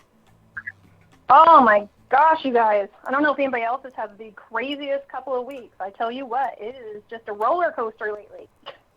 Yeah, I don't want to say down, but I wasn't up as where I am now. I definitely have been really feeling the energies and just feeling just excited and optimistic and blissful. And I've been doing more of those meditations where you just take a few moments, a few breaths just throughout the day as often as I can think about it, and just really breathe in that chi or prana or whatever you want to call it, and just really take it in and enjoy the feeling of it, So important. Like, you just hit the nail on the head. I can encourage anybody to do that. That's like the perfect thing, because we really start the process through the breath, and so that is just the key. And so many people don't realize that it really is easy to reconnect sometimes when we're having one of those moments. It's just taking about 5 deep breaths. I mean, it really is just that easy to get recentered. Yeah, it really is, especially if you get triggered or something. I mean, any time's a good time, but but when you get triggered, it's a really good time. Sometimes people think you're going to blow up on them. They know you kind of they ticked you off about something. You take a deep breath. You're like, oh God, what did I do? No, you're just right. Which way are they going to go with this? Right? Right. Oh my gosh. And it's true, because right now a lot of people don't factor into, like we were talking about, that supermoon spring equinox activation is probably one of the largest ones of the entire year. And one of the things I want to touch on is that we had the light being filtered, because it would have been problematic, to put it nicely, too overwhelming for so many people to have the full amount of light that could be coming and hit us all at the same time. So many people's physical bodies just were not ready for that. That's why we're seeing so many people right now really get those accelerated physical symptoms. I cannot tell you how many people have been writing to me in the last week, especially saying, I thought I'd kind of gone through it, but man, I didn't. I'm down. Like, I've had headache after headache, or I've had the dizziness, or just a lot of purging and emotional. Like, they're like, I'm afraid to leave the house because I keep bursting into tears over the silliest things. Like, I'll see something and it just triggers me, And so what a lot of people don't understand is we are now getting the full light. This March spring activation, they're not filtering it anymore. They're letting the full thing hit us. And so it's going to be a little bit of a struggle for some people who just had kind of been putting it on the back burner, of those people that we know around us that weren't conscious of this process. It's going to be really hard to be unconscious of the process, I think, from here on out. I think it's just going to get hitting harder and harder for people. That's my thought process anyways. Well, I know the night of the full moon, I was driving, the day before the equinox, and I really felt pressure on the back of my head. It wasn't a headache, though. It was just pressure right above where your spine connects, just kind of on the back of your head, where if you lay down, it touches, just right in that area. It just felt like pressure. And I thought, wow, what's this all about? And I'm like checking out the moon. It looks so huge, and I was really feeling the energies coming from it. And I don't know, I just felt really great and excited. And then I'm watching all these videos about it, and it was just making me all pumped up about it, Right. And I think so many of us that have done a lot of the hard work, pretty much anybody watching your channel has been acutely aware of these energies. They know something's up. Nobody watching your stuff is oblivious. And so I think a lot of us are really lucky, because we have that understanding. And so we do have this excitement about what's going on. I think what we should all keep in mind, though, is that a lot of other people are not in the same place in the process as we are. And so it's going to be really important coming up that we all kind of step forward. A lot of us had kind of pulled back and been more isolated because the people around us just weren't quite where we were. And so we thought, well, we'll let you get to your process in the way you're going to handle it. But I do think we should be prepared to help some of these other people that are going to be around us. Like I said, they aren't going to be able to deny this anymore. It's going to be really uncomfortable for some of them, because their life is going to go through a much more accelerated process than we did. Does that make sense? I mean, some of us went through an accelerated process, but I think now it's going to be much more intense for those that hadn't quite started it yet, and they're going to be freaked out. So it's going to be important for us to kind of step up and try and be there for some of those people. Yeah, and Terry's bringing up a really good point. She says her cat knows something's up. And I think a lot of times animals are so intuitive that you can see a difference in your animal. They might be clingy more than usual, or, just anything out of the usual. Oh, absolutely. I know my animals for the last several months, I've noticed a I noticed it starting like about a year and a half ago that me and my dog kind of had developed this weird telepathic ability. And then within the last couple of months, it's just really amplified to the point where my kids, I kind of made some jokes about it, and I know I've said it on some of my videos, and I'm like, I literally can't go anywhere in the house without all of these animals following me. But even my kids were just like the other day going, it's almost embarrassing for you at this point, because I can't even go in the bathroom without all of them like either putting their little paws under the door trying to jack the lock open. You know what I mean? I just want to see these little paws. It's just like, Yep. come on, give me 5 seconds. But yeah, they just want to be anywhere that you are when you have that higher vibration, because they're on such a pure source level already. They just don't have bias. So they feel this on such a level that most humans, it takes a little work for us, you know what I mean? And so I think a lot of people are going to start noticing those connections with wild animals a lot more. I just put a bunch of clips on that in one of my last videos, but I think we'll also start noticing some of those predatory actions from some of the animals be less predatory. I think there's going to be a lot of interesting things that we'll see. I'm glad you said that, because I need to check and see if they unsubscribed me. Have you been losing subscribers? I've been having people saying that they had to resubscribe again, and I'm like, really? And then I'm sitting here thinking, wait a minute, I didn't see any notifications that you put anything out lately. Oh, wow. Yeah, I put a couple things out lately. So, yeah, you probably got unsubscribed. I have had a few people say that, and then I've also noticed that my view counts, if I go into, like, Creator Studio, which I don't like the new Creator Studio, to be perfectly honest. It always confuses me. But my view counts actually went down somehow from the last time I checked overall, which I didn't think was possible. So, yeah. It's just like, all right. Yeah, I definitely know that there's something going on with the algorithms and what they're trying to, you know. And I've noticed, I don't know if you've noticed this recently, but on a lot of people's videos that I watch, they have these weird little, like, informational pockets of information listed right under their, like, when you go to look at the video, there'll be this, like, contrails, you know, and in a video where somebody's showing the sky. And it's like, she wasn't even talking about chemtrails. Like, she never even once mentioned it. She's just showing the sky, and you felt the need to, like, come on, seriously? Wow. Oh, man. Yeah, it's getting a little crazy, I would say. I wonder if it was in one of the tags or something, because that happened with Eileen. She mentioned it one time, and she had one of those Wikipedia inserts right there, and I've seen it happen with, you know, I don't want to name anything because I'll have a whole stack of them. I know. Right. I know. And even with my Ormus stuff, it's funny because they haven't put anything up under any of my stuff with, like, being new. I just went to look it up for somebody to get some information that I don't have in my printed material. And it's really funny because if you type in Ormus now, the first thing that comes up on Google is a new, it's not Wikipedia, it's Rational Wikipedia, which I don't even know what that is. But the first thing that it says is Ormus is a fictitious substance and goes off about how it's all full of crap. And I'm like, what? Who's the judge here? Like, who? Oh, my God. Says you the know 3D I mean? But people. That's a very new thing. Right. I know. Who is the judge? Who is the person making this content? And so, you know, I would just say be acutely aware for those of us that are awake and we are researching some of these topics that they really have, and this is all I've seen, these, like what we're talking about, these new tags being put up last 2 weeks is when I've noticed this happening. Neither the tags on the YouTube things were there within the last 2 weeks, or like the Rational Wikipedia thing wasn't there 2 weeks ago. This is all really new. So I got to tell you what, T, that if they're putting something down there under the thing, I would say that you're on to something, because they wouldn't put it down there if you weren't on to something, because everything I've seen it on there about is stuff that, you know, is my truth that they're trying to, you know, debunk in these little inserts that they're putting down there. So I would say that validates the Ormus for most of us who, if we saw that, we're like, oh, this must be on. We must be on to something here. I better get some of this stuff. If they're trying to work so hard to debunk it, right? I know. Exactly. And it's like the anti-vax thing. You know, I've been in the anti-vax community since my son got sick. So, you know, we're talking, he's 19 now. And so that's 17 years ago. And there was more information, more easily accessible. And this is when the internet, let me preface, was dial-up AOL. You know, that, you know, it evolved because it's buffering for so long.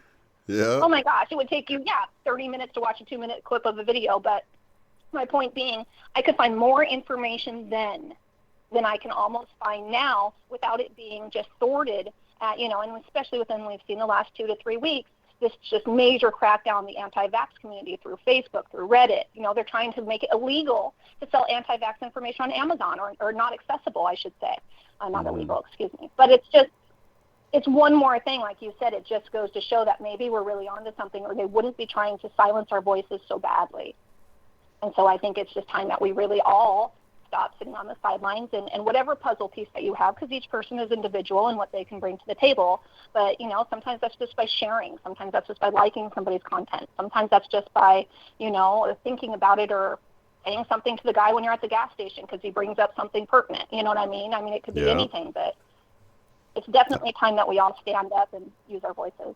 Yeah, Terry's saying everything is always the opposite, and then Mel's saying you don't need to censor the lies. I would totally agree with that, because all I've seen is them totally, you know, trying to keep you from the truth with those little inserts they put down there. Right, and like I said, it's really just within the last 2 weeks, but we've also seen see, the last video I just put out, I want to say, was last Friday. Yeah, you should check that out, because I go over some of the things that have just come up on my Facebook feed in the last couple of weeks. Now, I do have to preface, there was a 2-minute video that I did put out after the fact. I didn't want to go back and change the entire video. It would take too long. Because apparently my eyes reading small print are not as good as they used to be. So on some of the dates, I didn't see them very clearly. It was late at night. So I thought it was all within the last couple of weeks, and some of those were actually a couple of years old. So my correction, my bad. My bad. But my point is, some of the that's the mid-March side note, right? Okay, so exactly, yes. Okay, mid-March update and higher timelines being seen now. That's the one you're talking about. That's the one I'm talking about, exactly. Okay. So everybody should check that out, because, like I said, I go through things that we're seeing, and now some of us didn't see these things because we just weren't on that frequency either, or because the material was censored. You know, like the weather stuff. We don't see almost any of the weather changes happening around the world in our mainstream media. Why? Because they don't want us to. If we look up, if we look at ourselves, then we realize that there are changes. So they're trying to keep us as distracted as possible on all this other stuff, right? But I showed clip after clip after clip of Monsanto being completely outed. And then what happened, you know, just yesterday, you know, Monsanto getting dinged again. You know, places are banning their products. It's becoming this really big deal because, like I said, everything that was in the dark is now no longer going to be able to be kept in the dark. Like we've seen that big scandal coming forward with the celebrities and their kids going to school. I mean, that's been going on for as long as universities have been in play. We probably all know it, right? Oh, yeah. But it's all coming out into the light because the Mueller investigation being released now, you know what I mean? All these things are coming to the light now. Not that I'm putting too much stock in that, just to be clear, because I don't do politics. But all of this stuff is just not going to be able to be, you know, withheld anymore. People are just not going to tolerate it. We're not going to allow people to get away with the same crap that used to be allowed to be gotten away with. The light is going to light up every dark corner. So I say everybody's scale is being weighed now. Mm-hmm. So make sure you do your work. And where you put your energy is what you're going to get coming back to you. You know, so if you can put your energy in a good place, you'll get wonderful things. That's why we're all excited. We're all feeling this wonderful energy coming in. We're ready to go. We've been waiting for it. We've done our inner work. We've confronted our shadow. One of the clips that I used was from a Kingdom of Hearts clip, which I love because it says something very pertinent, which I think is deep. The closer we get to the light, the stronger our shadow is. So very true. That's right, and that's why we have to do that really hard shadow work, because if we don't, it's very, very easy for that to become a problem, you know, in these higher light right now. But yeah, I think it's going to be very interesting to see how the next few weeks play out. And we're starting to see things if we really look. Like I said, if we focus on the negative, we get the negative. But if we really look, I had clip after clip of animals that were supposedly thought to be extinct that are now being seen for the first time, all within the last couple of weeks. You know, that a black jaguar hasn't been seen for, you know, God knows how long. A tortoise they thought had been extinct for 100 years. You know, that was seen. The biggest bee in the world had been seen again. They thought that was extinct. There was something else too, you know, and a couple other things. But it's just, if we focus on these things, you know, that's 5D. Instead of focusing on all the doom and gloom. And you know, I've been getting that same message over and over and over again. It's like, look, if you want to observe those things, observe them, but don't get pulled into all that chaos because. And then I found that, you know, just observing them, you don't even have to. Am I cutting out for you? No, not oh, me. okay. It gave me a red indicator. Electronic stuff happening. I've been having weird stuff too. All night tonight it's been acting like it's cutting out, so. But okay, I thought it was just me earlier. Okay. Nope, it's been happening to me too. Oh, good. Okay, good. I know. Last night, it's funny. I was driving with my son was driving me. Oh, I'm so excited that he can go to the store now. It's fantastic. And then I can have a glass of wine if I want, and then he can drive me. It's great. But my point being, we were going under these streetlights, and I've been saying for months that when I go under streetlights, they either brighten, depending on this. I do this thing with my hands. I know it seems woo-woo and kind of funny, but I've just been kind of doing it as a fun thing to see what happens. Because I know that, like I used to be able to with the old light bulbs, I walk into a room and they would pop. They would literally break sometimes. The new light bulbs do not do it as much. Yeah, I can get them to flicker, but they don't break like the old ones used to, like literally just burst. My mom used to get so mad at me sometimes because especially if it was like during my cycle, I would go through 3 in a day, and she'd be like, "Gosh darn it." But last night we're driving under these stoplights, and even my boys are like, "Okay, we have to give that to you," because they literally blinked every single time we went under a new one. It would like dim before we got to it, and then it would flare up and then blink. And they were like, "Okay, that's cool."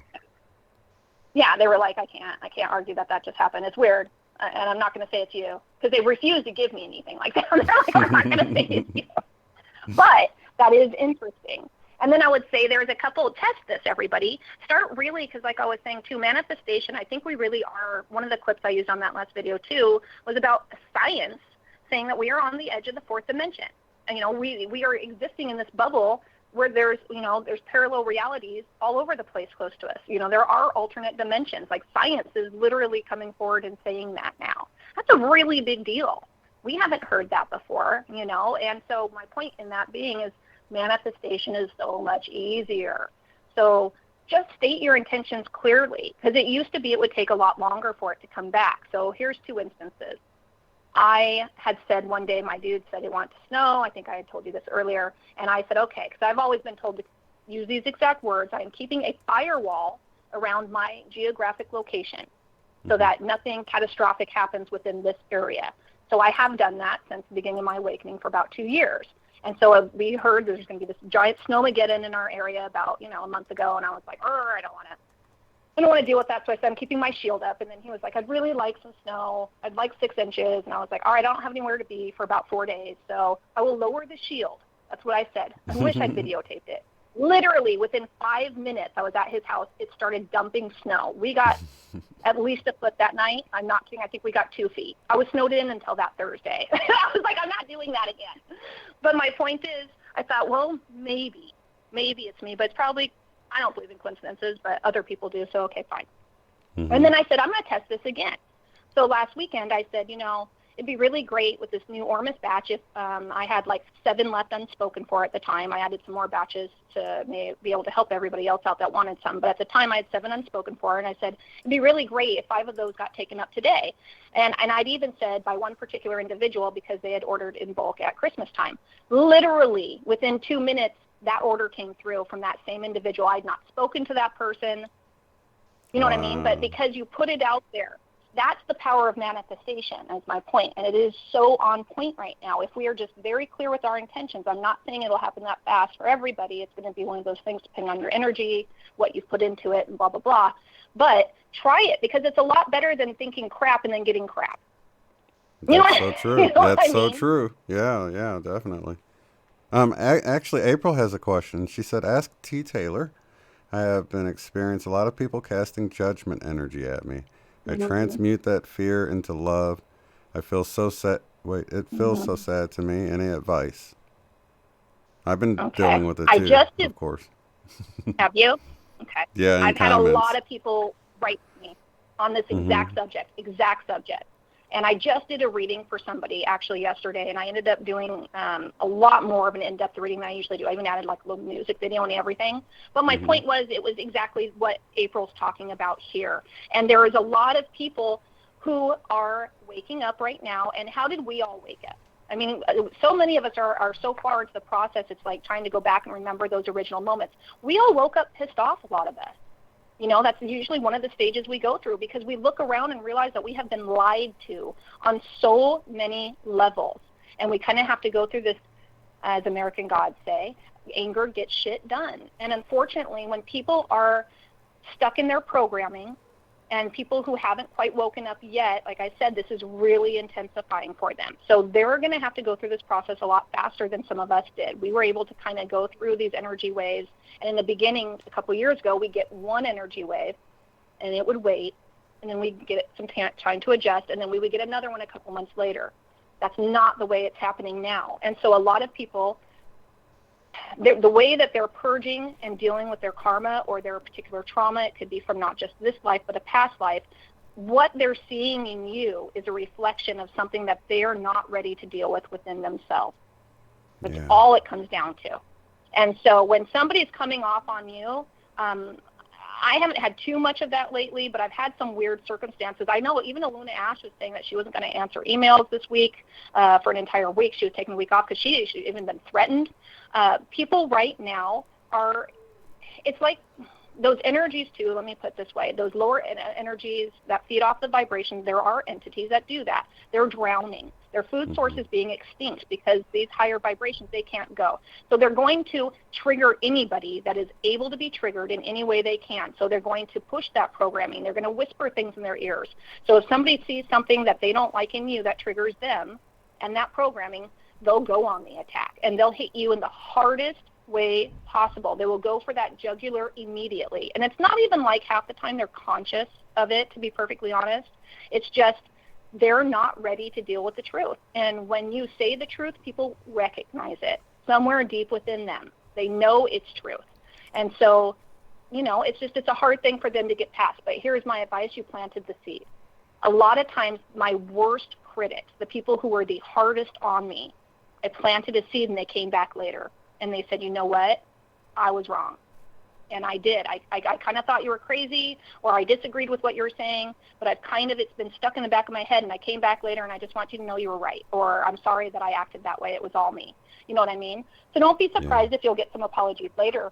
But this is also an opportunity to cut some people out. I mean, timelines are closing down. So those people who want to stay in those lower timelines are really going to draw lines in the sand that some of us have to remove ourselves and our energy from. Because honestly, I'm a Taurus, and I would stay loyal to people to the end. You know what I mean? Even if I knew they weren't on the same path, even if I knew they weren't probably the best people, that's just who I am. But sometimes these lines in the sand get drawn in such an abrupt and ridiculous manner that we can't. We just have to say, I can't deal with that. You've gone too far. I have to block you. I have to remove you. Whatever the case is, because, as nice as I am sometimes, I even call people out, not nice names on occasion, and say, I can't be in your energy because you're just being a jerk. I don't say it as nice as that sometimes, but there are those occasions. Totally, remember, we are still in Mercury retro, and Mercury retro will be active until about the 25th. Also remember, that's being amplified by the supermoon. So Mercury retro is full of miscommunication, people having emotional outbursts, saying the wrong thing in the wrong way, projecting their crap onto you. That's very common for this time. So, and that's really amplified right now. So just know that, the 25th, that should ease out into a much more balanced way. Let me put it that way, hopefully. But yeah, just cut people off. That's my best advice. But do know there's an amplified, I don't know how to say that, zone of that right now. Everybody that I'm talking to is like, is it just me? And I'm like, no, it's not just you. Yeah. Not just you. But it actually makes it easier for me, because sometimes people come at you so hard that I'm just like, oh, cool, I can just hide this user from my channel and be done with it. Right. But, if somebody has some honest questions, and they just are asking, I just kind of share what I feel about it. So it takes a little bit more time, but I've been having sort of the extreme of the comments, and with those I don't even waste my time if they're just calling you names and stuff. And it's like, dude, if I have to teach you manners, you know what I mean? Yeah, I can't even imagine, because you're like the nicest guy ever. So I can't. I mean, I get some weird stuff on occasion, and I get it why I get, but you're like the nicest guy ever, and you're always so rational about the things that you bring forth. It's insane to me that you would receive any negative comments. Oh no, I was sent by Satan, according to some people. Well, I'm Satan's child, so we can hang out. Like, literally, people have seen my stuff and said, well, you're obviously Lucifer's child. And I'm like, how do you get that from what I'm showing? Oh, man. But, it's just fear projection. Yeah, that's just fear projection. And that's just, here's what I say, too. If somebody, because I had this happen a couple times, and I say, look, I'm willing to have an open discussion about what I bring to the table any day of the week with anybody. And I welcome a cynic view. I welcome that. I think that's great. If you have a cynical point of view, I think it's great because we can really discuss this in a very broad way. However, when people refuse to look at any valid points that you have and resort to character assassination and name calling, and they have nothing else, there is no valid point. That's just strictly them, struggling with their own programming. Yeah, definitely. There's nothing there. And So, they can always very drop me an easy email and say, "Hey, I'm feeling a little differently. If you can unblock me." So don't hesitate to Right. email me, you guys. I was going to say, I've unblocked people. I've only ever had to block, I think, 5 people totally. And one, because he just kept calling me a meth head because he said that was why I had stuff coming out of my skin. I'm like, I tried to have a conversation with him, but he just kept coming back to that. It was irritating me, so I blocked him. But my point is, I think and the whole time I've been doing this, I've had 5 people total. But 2 of them have come back later and said, I'm really sorry. I was off, and what I said was really wrong, and please forgive me, and I'd like to be unblocked and follow your channel again. And we're great friends now, both of those people. So, I mean, yeah, it can definitely happen. It's just everybody goes through their stages, and gosh knows I've gone through some rough moments in my stages, I mean, I think I went through the dark night of the soul several times, so I'm sure poor Lisa Renee. I sent poor Lisa Renee a not very nice email once. Let me put it that way, from Energetic Synthesis, and she's fantastic. I had to apologize and say I was off my rocker, and it was me projecting my own insecurities, and I'm so sorry. You know what I mean? Of course, my bad email probably wasn't near as bad as some people's, but still, it was not appropriate. Let me put it that way. So, I mean, it happens to the best of us. But as long as you own your crap, you should be fine. But there's no reason to be mean to somebody. Yeah, it's just wrong. Totally. And it's like, I feel like it's like we have this wonderful, loving, peaceful place here, and somebody's going to come up in this house that we're hanging out in and just start throwing all the slander around. And it's like, if you can play nice, you can, and you don't have to agree with me, but at least be, nice. You can be nice and have a different view. Absolutely. And there's, when we were growing up, because you and I are a little bit older than some of these young bucks coming in, but when we were growing up, there was such a thing called a discussion with different points of view, and nobody freaked out. You know what I mean? Like, I remember every holiday sitting at the table and having my relatives discuss politics, and nobody got up and beat anybody else up. You know what I mean? Nobody stormed out of the house. Nobody got a divorce over it. Oftentimes couples had differing political views, and that was okay. I mean, now we've just gotten to this ridiculous place where people are exploring their feelings, which is great, but people are just thinking that their perspective should be the only right perspective, and that's ridiculous. And so, yeah, people just start attacking other people sometimes now, and that's just not the way to. It's definitely not the way to plant any seeds. Yeah, people aren't going to listen to anything if you're stuck into a defensive posture, Yeah, I think I really realized that it had gotten serious when I heard people were defriending people for their political views. I'm like, this is really getting pretty hostile. You know what I mean? It's like they're finding the smallest ways to just jab a punch at somebody. I've even seen group messages sent out like that. If you blah blah blah, let me know and I will defriend you. And I'm like, are you serious? Wow, that's just ridiculous. Right. I was always taught when I was a kid, there are 3 things we don't discuss at the dinner table for, in mixed company: politics, religion, and abortion. You don't discuss those things for certain reasons because, people have very differing views, and that's okay. And that's okay. You know what I mean? When we've gotten to a society where we are trying to pigeonhole everybody into one view, I believe that's kind of called socialism, isn't it, a little bit, or a dictatorship? Yeah. We should be able to have diversity within us as long as we're all following universal law. The unfortunate part is most people had no idea what universal law was except for this innate sense of what it was, until we had our awakening. So I hope that now, more and more, because everybody's getting hit with this light, so I hope that what we're seeing is just this giant phase of conditioning happening, kind of like Pavlov's dogs, where, people are committing these acts. And like I'd had on a video, probably a year ago, I had this little music video, but it shows the walls closing in because it's just going to get claustrophobic to be mean to somebody. It's just going to become uncomfortable for you because karma is going to come back so fast on people now. What we put out is going to be almost instantaneous on what we get back because that's the frequency we're going to align with. And so people who are mean are going to have a really bad day. I mean, that's really what's going to come down to. Because stuff's going to start going wrong, you know, and good luck to you. Well, it is exciting times. I'm loving it, and I'm just riding the waves, you know, and not really... I celebrate the diversity, like you're saying. I think it's cool that we have all these people from different backgrounds and different views, and nobody's at anyone's throat about it, and I think it's cool. Right, I agree too. I would say too, I can't stay too long, but if anybody has any questions about the physical stuff, I'm more than happy to answer a couple of questions while I'm here. I would say that the biggest symptoms I've been hearing from people right now, though, is an increase in digestive issues, the ability of foods that they can eat, because we're going to start noticing that, of course, the more dense foods that we eat is going to cause more digestive issues at this time. And then, of course, the headaches are really big. I would say the visual perceptions, too, with people are starting to really notice. I've had a lot of people write to me that they're seeing the sparkles within their animals within the last couple of days. I've actually had some people send me pictures. I know I can validate that as well with my animals. And then I've also had a lot of people state to me that they've been really nauseous is a big one. And then, heat changes, almost like those heat flashes. Now, I think I've entered early menopause, so I'm not sure I can tune in on that too much. But a lot of other people are saying they're having a lot of those night sweats, especially at night as well. So, you know, just know that these physical symptoms will be accelerated. And a lot of people think that they have the flu right now.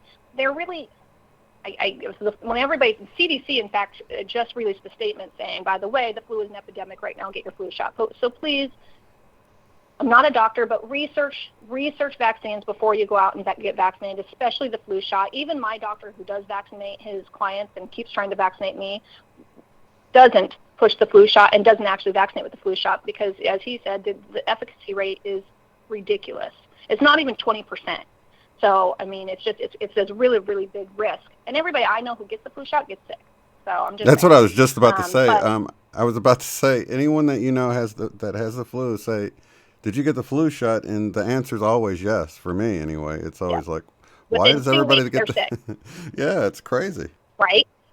Yeah. Because it's a live virus, and generally within the flu shot, let's talk about that for just a second, but within the flu shot, what we see, because I studied vaccines for 15 years with my son, and I was a biomedical autism consultant for a number of those years, but what we see within the actual flu shot itself is it's a live virus that can cross the blood-brain barrier, and B, it's not even the right virus. They base the flu vaccine off of last year's flu because it's what they have to work with. Because the flu mutates every minute. I mean, even the flu strain that you might have gotten at the beginning of the year, if you get sick in the middle of the year, won't be the same flu strain. It's always mutating. So there's no way that they can build an effective flu shot. It just can't. And in fact, the efficacy rate for the nasal flu shot, that one that they sprayed into your nose, which most places won't even use at this point, was less than 3%. Wow. Let me put it that way. And then I want to say that even with the injections, the highest efficacy rate is 15%. So we're talking it's a very low rate anyways. So I would just say be very careful with that at this time because it's really going to, I just say that there's some sinister things going on there, so I'm going to leave it at that. But I would say that a lot of people who think that they have the flu right now, it's not the flu. It's what we would call a light upgrade. Dr. Georgi Stankov talks about this in depth. He's a great resource because he's an actual doctor. And he also, I think I have a 2-part series on my channel from an article that he did about actual clinical signs that you will see, medications that do work to help with this light body process and medications that will actually interrupt the process and make it a lot more difficult on your body, one of which being antibiotics. So the worst of which being steroids. So anybody who's on steroids right now, please make sure that you really need to be on those, and it's not something that your doctor is just throwing at you for an autoimmune disease because they don't know how to treat you. That used to be what they would throw at me when they had nothing else to throw at me. They'd say, well, why don't we put you on some prednisone? And that's one of the worst things that you can take right now that will interfere with your light body process. So just FYI. But, I mean, I'm not a doctor. Please consult your doctor. You know, just make sure that whatever medications you are on, you really need to be on them. Because I've had people write me saying, I had one lady write me that they put her on antibiotics for over a year. A year. And multiples a day. I want to say it was almost like 14 pills a day. It was something ridiculous. And here's the thing. It didn't help. She got incredibly sick. It ruined her GI tract. Now she has to take other medications because her GI tract is so messed up. And it never helped the situation because they never knew what they were actually treating. They were just trying to do something, you know. Yeah. So Well, that's I've FYI, gotten you know. twice now where I've gotten some really serious dizzy spells that only lasted less than 5 seconds, but they were definitely like, what the heck is that about? I mean, you know, of course I want to consider any health things, but it went away and it didn't come back. And then I look and the Schumann's going crazy and I'm like, dude, what was that all about? You know? Right. And I actually heard the Schumann was over 100, I want to say over 128 the other night. And I'm pretty sure I heard that. Now, I don't look at the Schumann resonance myself. Generally, it's not something I study, but I do check in with it with, like, for you, if you have something up about it or a couple other channels. And, I mean, from 7.83 was, sorry, my dog's trying to bark at something, 7.83, which we always used to be very stable at, to 120, I mean, that's huge. That is so huge.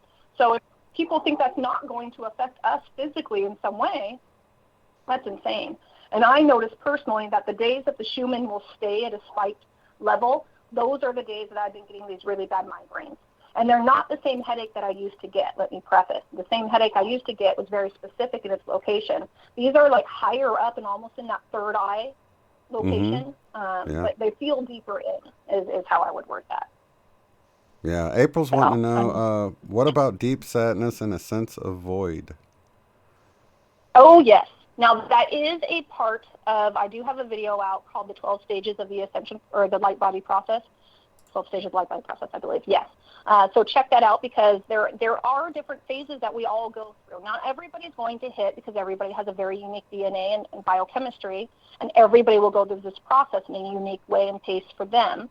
That being said, there are some generic parts of the process that we will all go through, and that is one of them. There is this stage where you detach from everything in your surroundings to a large degree, where all of a sudden the things that you used to be interested in just don't interest you anymore. You're just bored with everything. Like, you just can't tune in almost to anything, because you just have become aware in a much deeper level. And so, like, I used to be a huge gamer. I trained when I brought my boys up, we all were gamers. Like, we all played Final Fantasy together and Kingdom of Hearts and all these, we just game. I mean, I was one of the original gamer girls. I was 7 years old, pirating Commodore 64 software. I mean, I came from a tech family, but after my awakening, I can't do that anymore. I just can't. It literally, I went back to trying to play some of the same games I used to play where, I'm going to be honest, survival horror was my genre. So, like, Silent Hill, those Resident Evil, those types of games were my thing. Sorry, everybody. But I didn't look at them that way. Like, I was probably the one chick in the whole world who looked at that movie Silent Hill, which is a really disturbing movie. But the way I looked at it, this is what I got out of it. It was a story about a mother's love for her child and the fact that she would literally go to hell for her child. And my mom said, she just looked at the trailer and she said, how the heck did you get that out of that? Only you. Only you would do that. But at the time I was going through my son's autism thing, and so it was what I felt like. I felt like I literally had to go to hell to get him back, It's just how I resonated with that. But I went back and tried to play those games after I went through my awakening, and I literally got physically ill. The one time I tried to play it the first time, I actually went to the bathroom and threw up. I started getting this terrible headache when I'm looking at all these icky visuals, and then I just ran to the bathroom and threw up. My son said, did you just throw up? And I said, oh, my God, I did. And I thought, well, maybe it's just a one-off.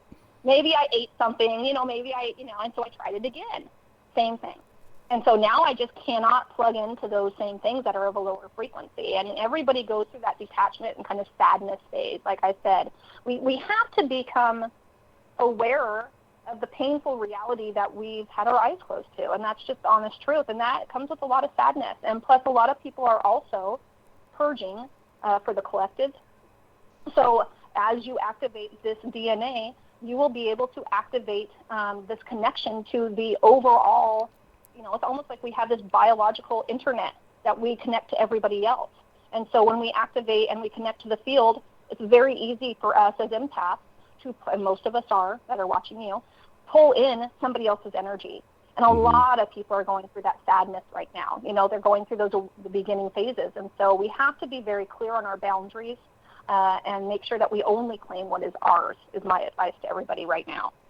But I think there's a reason for that, too, that whole pulling away you're talking about, and that April is saying she feels, because Well, you know, Eileen was missing on one of our Power of Eights a few weeks back, and I aired an interview with the guy who did the WingMakers material, and he was talking about this balance between having this desire, this drive to be the truth seeker. You're just trying to find those truths and always busy looking for that, finding the balance between that and just being a receiver of these energies and a transmitter to transmit it out, like we're these antenna for it as light workers, and we pull those in and we transmit them out, and we really need to find that balance. And I think when those times come like that where we feel, you know, like we don't really care about all the chaos going on out there, we lose interest in it, it's because we're supposed to be pulling back and really beginning to distribute these energies, because we're receiving them and we're pushing them out just like the sun is, but we're like little mini transmitters. Right. Absolutely. Absolutely. I think that is so huge. And one of the things I would add on to that is, it's really funny you say that's very synchronistic. We are beginning to see antennas, receivers, and transmitters. That's the beautiful part. It's like we have to go through this test, though, in the original process, or in the original, but the beginning of the initiation of the process, because there's really three parts to the ascension process. There's the initiation, there's the absorption, and then there's the integration process. And I like to throw in a fourth, which is the way that we complete that circle, or that infinity, you know, that Mobius strip almost, is by giving back in service to others and being able to not only do all of those three phases, but amplifying that with our love, our energy, and sending that back out into the universe in service to others. And I think that's how we activate it more. That being said, I just released on my community page this image of my hair, I want to say from 2 days ago, because the sun finally came out where I live. I live in Northwest Washington, so we really don't see the sun until, you know, about March, April, and then we'll see it for a few months before it goes away again. But my point being, I had not been able to look at myself in my physical transformation, because I can only see it best with the actual natural sunlight, until recently, 2 days ago. And I was floored by A, how much more accelerated the process was, and B, when I took a close-up image of my hair, which I just posted on my community page, it shows those fractals that I've showed at Mr. BB333 has showed. I think Naughty Beaver had just had a large video about it. I think it was called the Light of Creation, where he goes over this in depth too. But it's those same exact things I've been showing within the human body. And my point is, like exactly what you were saying, long-winded to get there, they are receivers, they are transmitters, they are antennas. Those light codes are what we can grab from the atmosphere, and then when we process it within ourselves, we're receiving information. They're packets of information. They're downloads. They're an ability for us to, be antennas. And so it's really important that we do our process, because the more that we do it, the more of these antennas we develop, and the more information we can get, which just helps us. Totally. And taking those, even the smaller breaks in the middle of the day. I mean, you can be at your job, people, and, you know, take a moment, take a deep breath, and really pull it in and shoot it out. And it really only takes a moment, and it can really become habitual, you know, as you do it more and more. Absolutely. Yeah. Absolutely. And like you said, I mean, it's such an easy thing to do. And if you just 5 deep breaths, Magenta Pixie has said that a million times, like the fastest, easiest way to reconnect. 5 deep breaths if you're having a moment. And I mean deep breaths, because that's really, you know, part of anxiety, part of what they've kept us in those lower vibrations for, is because when we are anxious, when we are in fear, what are we not doing? Mm-hmm. We're not taking deep breaths. We're almost hyperventilating. We're taking these very shallow breaths. And so we're not able to get it all the way in. And these light codes, you really have to bring all the way in. And so, like you said, it's just a very easy thing to do. It resets you very quickly. It's done, you know, very, very easy. Well, I think it's time for another show here in April when I get back in town. Right. And definitely have you back, and we can discuss what's going on. Yeah, let me get off. Put somebody else on. Well, actually, no, we're actually coming to an end, so I'm not trying to rush you off like that. Okay. But I definitely want to get you on to discuss April, because I think you said on the 25th, Mercury's not in retrograde anymore, so I imagine things are going to shift even more, you know, coming out of the equinox and everything. Yeah, it's going to all shift into my sign, and I'm a Taurus. And it's going to stay in Taurus now in some way. I'm not an astrologer, so this is not my forte. This is not my specific puzzle piece. Somebody else could tell you this much better than I could. But I did hear coming up that we were going to be shifting into Taurus until 2026 in some way or aspect. Now, my sign is all about slow and steady, wins the race. We're not sprinters, we're marathon people, but we get the job done. And we're a very loving, patient, compassionate sign. And we're all about beauty and everything that we're looking at with this new energy too. So it's just really going to amplify that, and I think it's going to be a much easier time for a lot of people than where we were, especially when we have this added Mercury retro was just a lot for people. But like I said, with full moons, we purge anyways. And so it was a really good opportunity for us to purge a lot of this crap that we all thought we'd already dealt with. And even I had stuff that popped up that I thought, I had dealt with. Well, guess what? There's some stuff that I knew I hadn't really dealt with all the way, but I thought I can handle it. I'll just keep it in the back burner. It doesn't need to be brought up. And guess what? My authentic self was like, bring that up, lady. And I would have said that much differently had it not been on your show. But you know what I mean? Like, that needs to apparently come out. And guess what? It did in not probably the best way, but at the same time, it was something that I did need to say for me to feel better about where I am in a relationship that I have. And that happened a few times, some with my kids, some with my parents, some with my dude. And so I would just say that, don't think that even if you have a moment, because I have a lot of people writing to me saying, I lost it. I lost it. I feel like a jerk. Even if you have a moment, it's okay, because everything is happening for the best and highest good for you, and it will be okay. Everything happens for a reason. Nothing is coincidence. It's a giant symphony. It's a giant orchestra. And so just because you can't see how it's all going to play out now, it'll be okay. It'll be perfect. I couldn't agree more. But yeah, have me back anytime. Yeah, I can't wait. So I'll definitely, if I don't email you, please do email me and let me know when you have some free time. Of course. Probably on a Wednesday or Thursday. That's usually when I try to have guests on, but I can fit it in on the weekend too, during the day or something like that. So we can figure something out. All right. Yeah, I always love having you on. Yeah, we'll always make time for you. Awesome. Thank you so much, T. Taylor. Yeah, awesome. You're welcome. I'm glad that we got to do this tonight. I was just thinking of you. I love you, everybody. Have a great weekend. I'll talk to you guys soon. Lots of love to you, Tony. Bye-bye. Okay. Okay, bye-bye. And bye-bye. Let's go. You're listening to The Love Stream. Unbiased and on the fence. That is awesome. Yeah, I definitely want to have T. Taylor back soon. Everybody always loves when she comes on. I can't imagine, just like she said with me, that she gets bad comments and stuff. But, you shake people up out of their comfort zone and they get triggered. What can you expect? It's all part of it. Everybody's on their own little spot on their journey, and I get it, So, let's see. I almost forgot what day it was, believe it or not, with Friday Night Love Stream right in my face. Little cloudy-headed. Okay, so, yeah, tomorrow night, Eileen, Power of 8 at 8. Looking forward to that. And we will see you guys tomorrow night. Lots of love and light to all of you guys, and we'll see you on the next one. Have a good one. If you'd like to support the work I do, go to paypal.me/UOTF. Thanks.